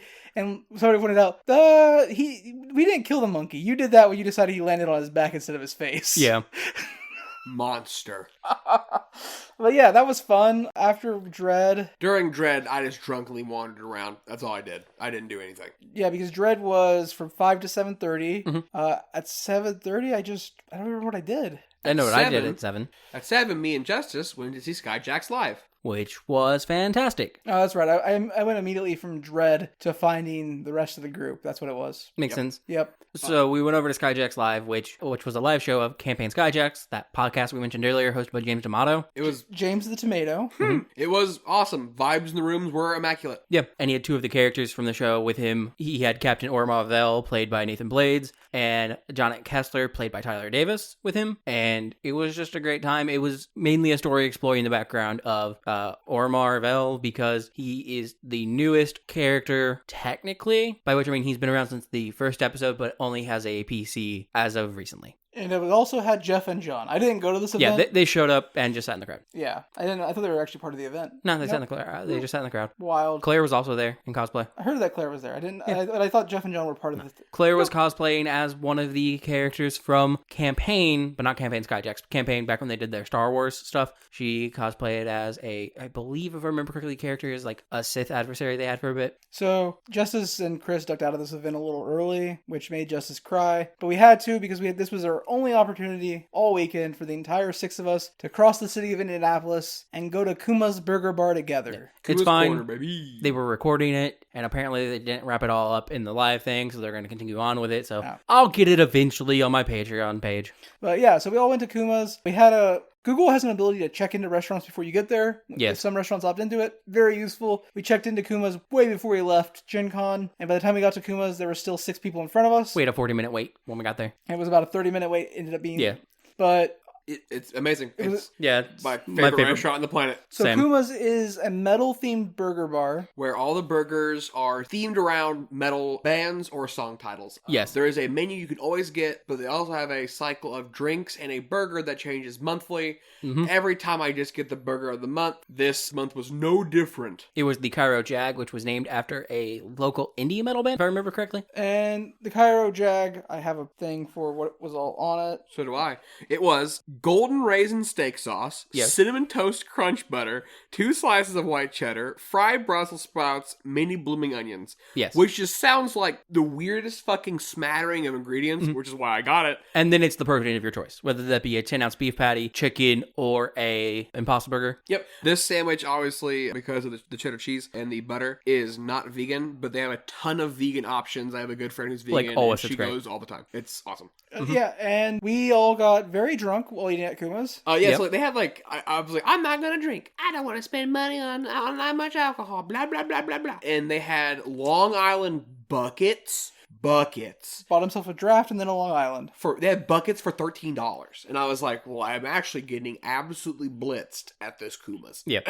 I had a pair of mixed drinks. I had a drink called a Witch's Dance, which is just a modified Moscow Mule. It had Serrano syrup and cucumber water. It was I tried a sip. I love cucumber. Very good. The Serrano syrup adds a perfect amount of spice, and then the cucumber water helps wash it down from your mouth, so it just leaves a nice tingle in your throat. That spice on that drink and then the after, it was so good. Mhm. I had a barbed wire, which is a variation on the Mexican Mule, and then I also Which had... is far inferior to the Moscow Mule, because tequila's bad. Okay, so in general, you're right. Moscow Mule is superior to the Mexican Mule, but I don't know if it's just because tequila is worse. Yeah. That's a different argument. What I will say is I also had an I Knew You Were Trouble, which I had the night before. I don't even remember what's all in the I Knew You Were Trouble. What I can tell you is it's very yummy. It's very pink, comes with cherries, and it's named after a Taylor Swift song. Very good drink. It's good. I didn't personally buy one. I did try it, but I didn't buy one because I was eating a hearty, meat-heavy meal, and I was like, I need something not sweet, but savory. What I will say is the drink you had, the Witch's Dance. the Witch's Dance, was the exact thing I was hoping for on the cider I had the previous night, which was a mango jalapeno cider. Yeah.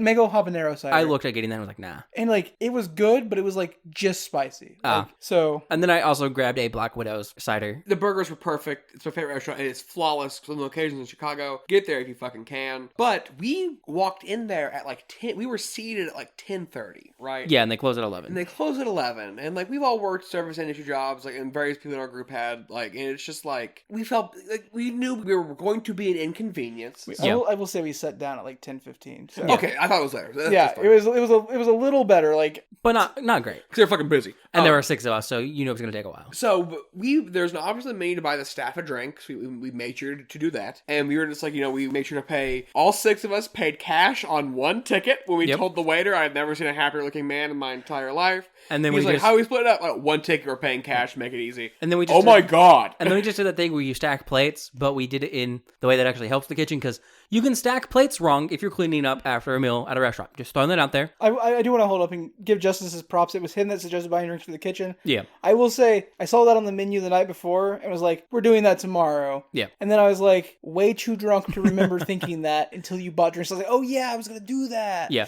I was just going to buy it by myself, but I was like, I'll ask if everyone else wants to chip, and everyone's just like, yeah, fuck yeah. Put it on the ticket. And the guy was like, yeah, Indy's a convention town. You can tell the kind of people we always love when Gen Con comes in because nerds are so efficient. And like it was just like the best.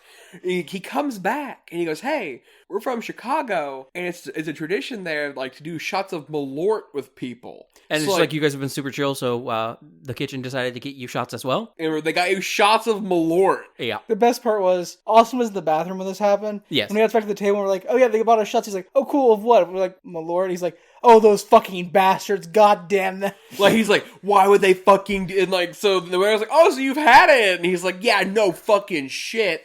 My brother couldn't take it. He his tongue touched it. He's got real sick off shots. And he was just like, can't, no. So Justice did fucking 2. Justice did 2. It was a bad idea. It was disgusting. I've legitimately almost died from shots. I can understand that. But also, now that I've done some research and understand what the more lore shots and like the tradition behind it in Chicago comes from. Yeah, it makes sense. Fuck Hunter, he's a coward. You heard me, Hunter. The point of sharing Malort shots got really started in like the 1950s during the Red Scare. Yeah. And it was kind of like a way of being like, hey, we're both on the right side of right?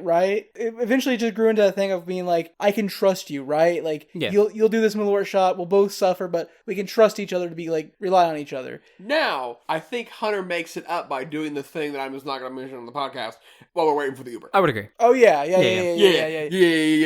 Listener, that's a secret for us. But we're hanging out, we do the shots in Malort. Look, Hunter also had the cruising app installed, and so did the waiter. That's all I'm saying. He did not. He's a married man. I love you, Emily. Really, shots of Malort were fucking dying. I am so ungodly fucked up. We call an Uber. The waiter's fucking awesome. We tip them graciously it was well after 11 at this point. Yeah. And while we're packing up, a different waiter looks me dead in the eyes and he goes, hey man, look out for the Malort shits. And I was like, I took one shot, and he's like, it doesn't matter. Yeah, man, look out. Reader? I'll come back later. I said reader instead of listener. But we're waiting for the fucking Uber. We get in the Uber, and it's an XL, and we open the doors, and the driver, who's chill as fuck, we're all big dudes, he immediately goes, smaller guys don't want to get in the back. And those 2 guys get in the back, 3 big dudes cram in the middle, and we're smushed in. And I just go, and we're smushed in here like dough, 3 big old grain-fed Midwest boys. And the driver just fucking lost it, and he was super chill, and it was so fucking fun. He was chatting the entire drive back. It was super nice. We watched a guy fell to step on a skateboard. He ate shit.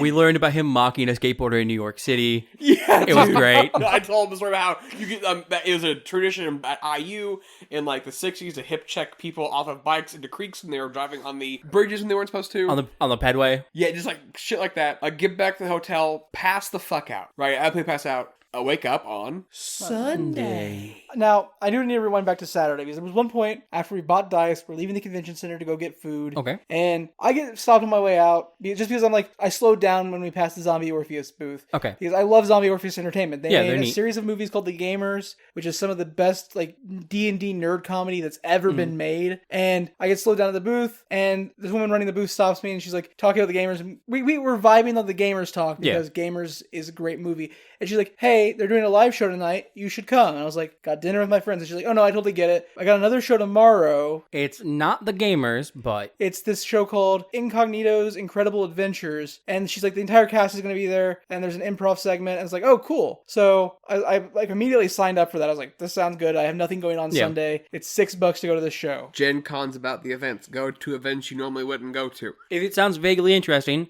you should go. Now, here's the thing I found out on Sunday. There was an improv event with the cast for Incognito's Incredible Adventures. However, it relies on having previous knowledge of the show to enjoy the improv. Yes. I've never seen the show up until Sunday. However, that's not the event I signed up for. I signed up for the event after that because they did both these events 3 times across the weekend, which was the full cast of the show singing along with the full 4 episodes, 80-minute TV show. It's on Amazon Prime for $6. You can go buy the whole season. Or for no money and just keeping up with the podcast, you can, that's right, I'm going to spoil it, hear it on our next review. At least part of it. I was about to say, man, I wish there was a podcast I could listen to that would mayhaps review the first half of this 4-episode show to let me know if I should give her a Yeah. deep. Not the show we've reviewed the most of, though. That still belongs to Gunpowder.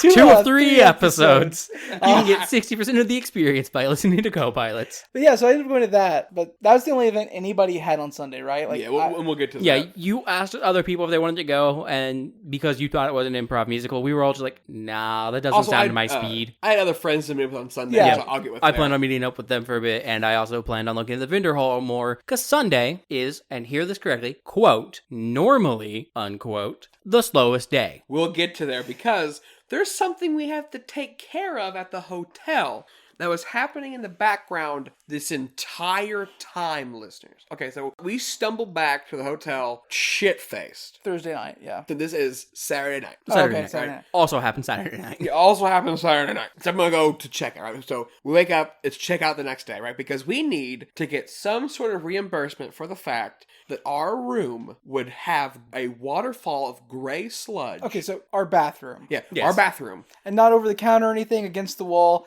It was as out of the way as it could be, but Yeah. it was... It was not directly in front of the door, Nevertheless, at and random inconvenience, intervals, and not a great time. a small half-ceiling tile would just plap onto the floor, and a bunch of water and gray sludge would bloosh out into our bathroom. Yeah. Because there's obviously a water leak somewhere up in the hotel, and it was leaking and leaking in our room, and that tile was the first non-water type thing it met, right? It happened. We were there for maybe 3 or 4 hours on Thursday. No, yeah, the first time it happened was Thursday when we went and they took their nap and Yeah. we had Panda Express. We were sitting there eating Panda Express, and suddenly I hear what I think is the shower running. Yeah. And like, my first thoughts are one of two things. Either somebody's been in our hotel room this entire time with us, And it's just decided to take a shower It's for some about reason. to get shivved. or we only didn't pay the premium price to have Ghost in our hotel room. Yeah. Because what else is going on? And I go in the bathroom and like, it's just water coming down the wall and the ceiling. And Yeah. the gray sludge is just the sheer volume of dust Yeah. that the water would pick up and then dump on, and traveling between floors, it would dump into our room. So we sprint down to like the Front desk. and like, hey, ceiling's Well, they leaking. do. I partially clean it up. Yeah, ceiling's leaking. We need towels. We need maintenance. And the hotel's like, holy shit! And they got more towels, got maintenance, right? I will say, every time the hotel responded, They responded quickly and promptly adequately, and yeah. adequately. The hotel, fucking amazing. Good time. Staff, amazing. The renovations and the leaks, not great. But also Crown Plaza, as a rule, let's not try to do renovations during the time of year that makes Indianapolis the most money of any 4-day period in Indianapolis. Gen Con makes Yeah. more money than the Indy 500 Like, and the Brickyard 500. it's not the smartest way to handle things. Just my 2 cents. I'd be curious in like not the total of non-Super Bowl games, but we did that every time it happened because it happened multiple times a day all weekend. I think a Maintenance minimum of 2 times a day. was- minimum of 2 times At a day. one point, it happened, and I was just like, "No, fuck it.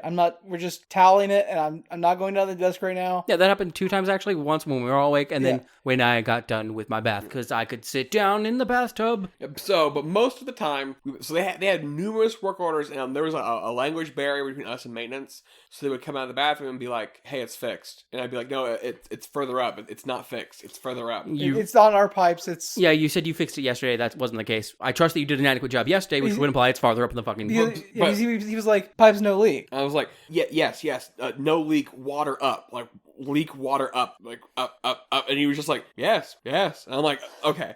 So we kept doing it. So Sunday we go to check out. Can I tell you the worst part of this whole experience? Like, I know water falling on the floor is inconvenient and a slip hazard, and like, I'm glad nobody got hurt. But the literal worst part about this whole thing is every time maintenance came to the room, they turned off the fan on the air conditioner and then set the temperature back to 76 fucking degrees. Who keeps their thermostat at 76 degrees? Especially in a small room holding 6 people. Yeah. Well, they thought there were only 4 there. But still. Sorry, Crown Plaza, Indianapolis Airport. Yeah, sorry, man. But, so they told us to come the next morning to get some kind of refund, right? We walk downstairs, ready to check out. Everything's packed up. And this is Sunday. The other 3 in our group are leaving. Yeah, they're like, hey, we feel like we're done. We're just going back home. Us, we're going back to the convention center. And we like, hey, talk to the first lady. Hey, we need a refund. Oh, are points okay? No. We don't travel and we don't stay at hotels.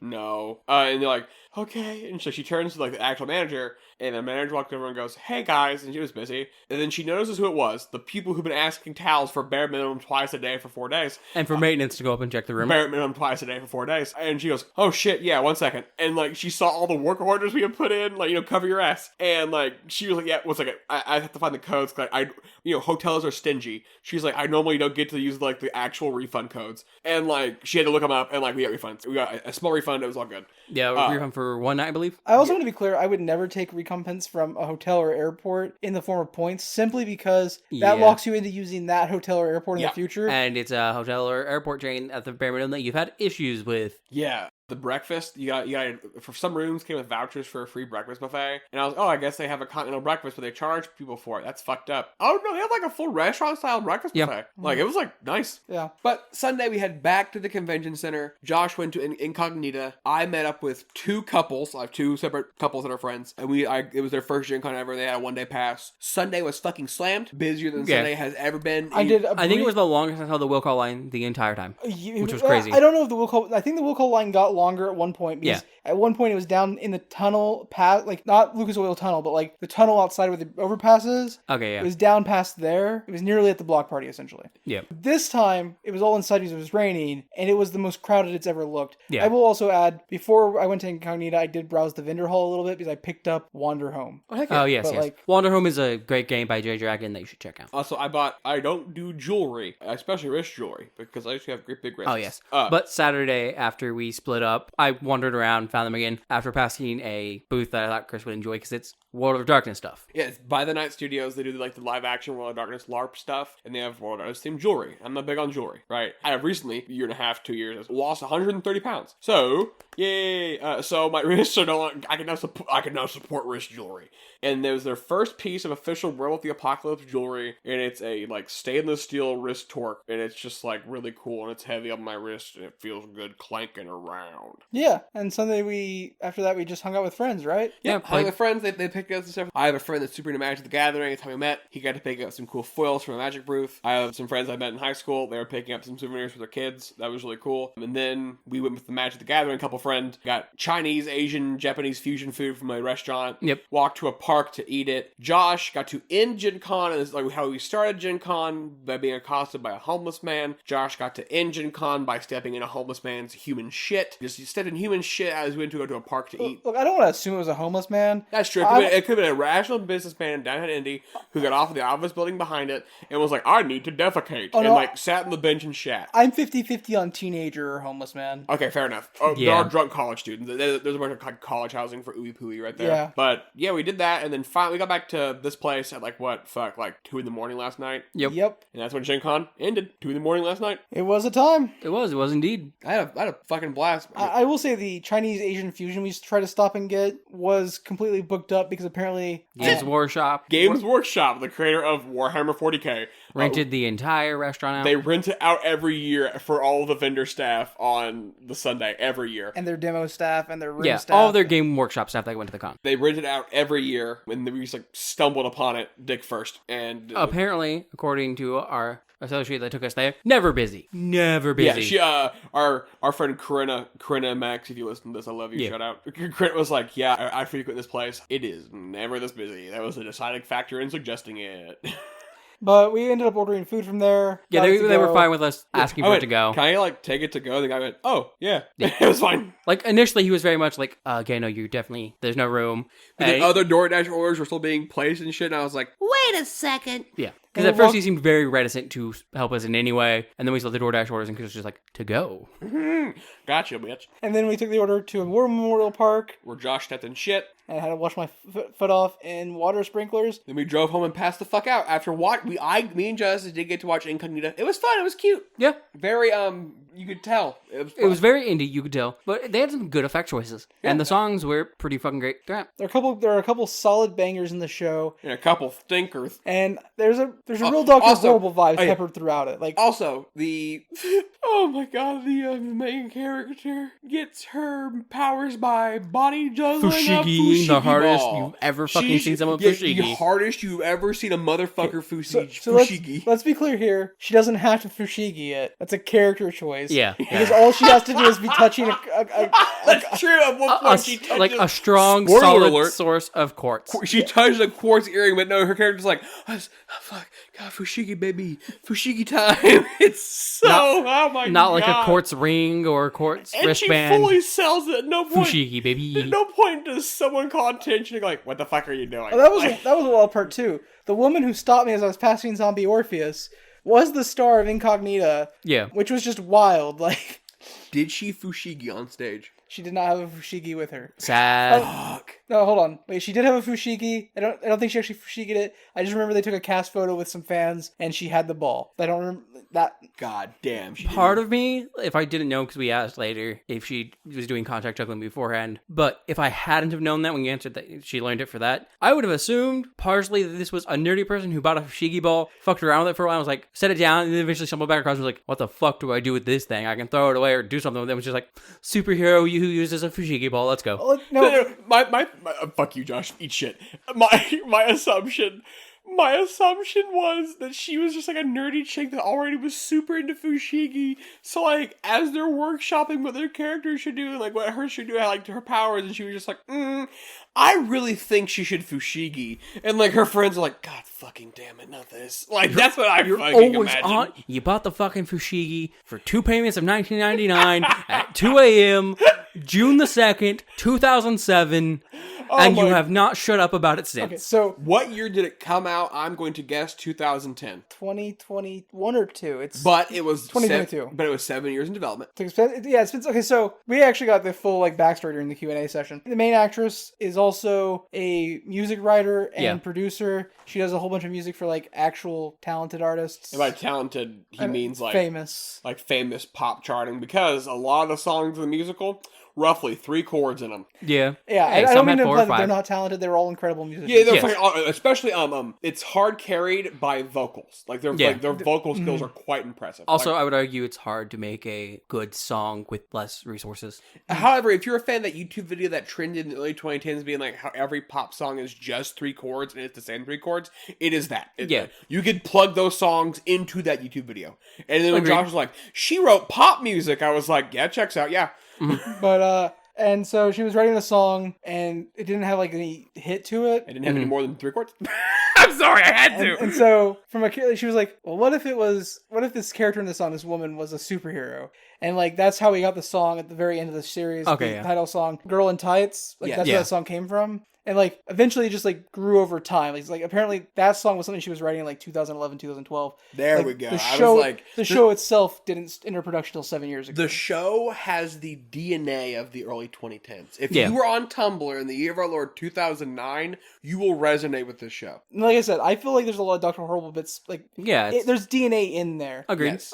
It's got a little bit of that like villain romance arc, except it's from the hero's point of view, and it's Also, the person that plays the villain, they end up getting, like, the person that plays the villain and the person that plays the main character end up getting married in real life. And Yes. At the Q&A, did they say if they were dating during that filming? not when it was filming, maybe. Because they're there for 80 minutes, and at one point a character makes a joke about it, but for like a weird indie film, those two had legitimate chemistry. Yeah. I am not surprised they are married now, because as a viewer, and why it feels so very like early 2000 Tumblr, I'm like, oh, those two fucking. Oh, those two fucking. Like... Guarantee there is all kinds of fanfic because those two fucking. Well, they are fucking. They had a kid They had a kid this year. It's so cute. No, excellent chemistry. Excellent chemistry. Oh yeah. I just like the fact that the guy who freezes time at a point and can teleport, but he appears to be more time-based powers than they actually let on. His last name is Dio. His powers are teleportation. It's just a gun that lets him freeze time. But if I remember correctly, Dio stands as Zawardo and can just pause time? The world. Yeah. And also, the effect they use for him to teleport. Everybody is a JoJo fan, apparently. Yeah. Except me. We're the three non-JoJo fans. College Osmosis, baby. But I've watched the first season now. It was fine. I promised a bunch of people I would. But when he teleported, he kind of had like his own version of Nightcrawler's Bamf. It's a particle effect. It was like a particle effect with a boof. It was a particle effect that started with line scans, went particle effect, and then went with a boof. I was like, because the entire main cast was there, and their primary editor was there as well. She was running the like computer part of the show. I was talking to her about it. I was like, look, I'm not gonna lie to you and say like all the superhero effects were great, but that teleport effect is one of the best teleport effects I've seen in like any live action media. Holy shit, it's so good. Like every teleporter needs to have a thing like in superhero media IMO to make it like okay, like unique, what makes you look cool, what makes better. And then, like, his, like, it was neat. The little scan lines and gold particle effect, and like. And sometimes when an indie thing uses the same sound effect for shit over and over, it's like tacky. But like, nah, it was a good effect, good sound. Yeah, just good sound design and good general visual effects for him. Yeah. Mm-hmm. It was a good time. Really enjoyed it. I think that's all of Gen Con, though. We Gen Conned it. We did. Excited to do it again next year. August 1st through 4th was the announced days for next year. Woo. The first full weekend of August. Every year forever. Forever. Except for those years where there was a pandemic and like post-pandemic. No, they still did it. It was Gen Con Online and everyone loved it. Yeah, I'm wearing the t-shirt for it right now. That's why you can still do Gen Con Online. That's why that's still the thing they have. It's fantastic. Is it successful at all? I don't know. I just know it kept trying to push me to that tab when I would open Gen Con. Same here. What I will say is, before we get into this Gen Con, I learned a lot about the attendance numbers historically. And I also learned that Gen Con has not always been an American thing. Yes. There's been foreign Gen Cons, but like none of them had more than 5,000 attendees, ever. Even in Europe, when the people in Europe, because board gaming is huge in Europe, would still just fly to the one in Indiana because it was the big one that the board game companies actually went to. Yeah. It's crazy. Insane. But I think that's it. I think that's the cast. Chris, do you have anything to plug? I don't think I do. I streamed a couple years ago. I was streaming last time I was on an appearance, but I don't really fucking do that anymore. So go follow my Twitch channel. I'm not gonna say anything. You can find it. Final episode, bitch. Yeah, just keep listening to co-pilots. Get that lump checked out. Talk to your doctor. Okay, I guess that brings us to our pluggers. Pluggy things. Yep. So we are, as always, at Co-Pilots Review on X, at Co-Pilots Review on Instagram. I'm gonna beat you with a fucking rock. What? That's what it's called. I'm not the one that gets to name it. We are at Co-Pilots Review on the app formerly known as Twitter, Threads, Instagram, TikTok, X. We're not on TikTok yet. That's LinkedIn. Coming. We don't have a LinkedIn. We're not doing this bit, Chris. We already beat you to it. Blogspot. We literally did this bit in the last episode. The one you haven't finished yet.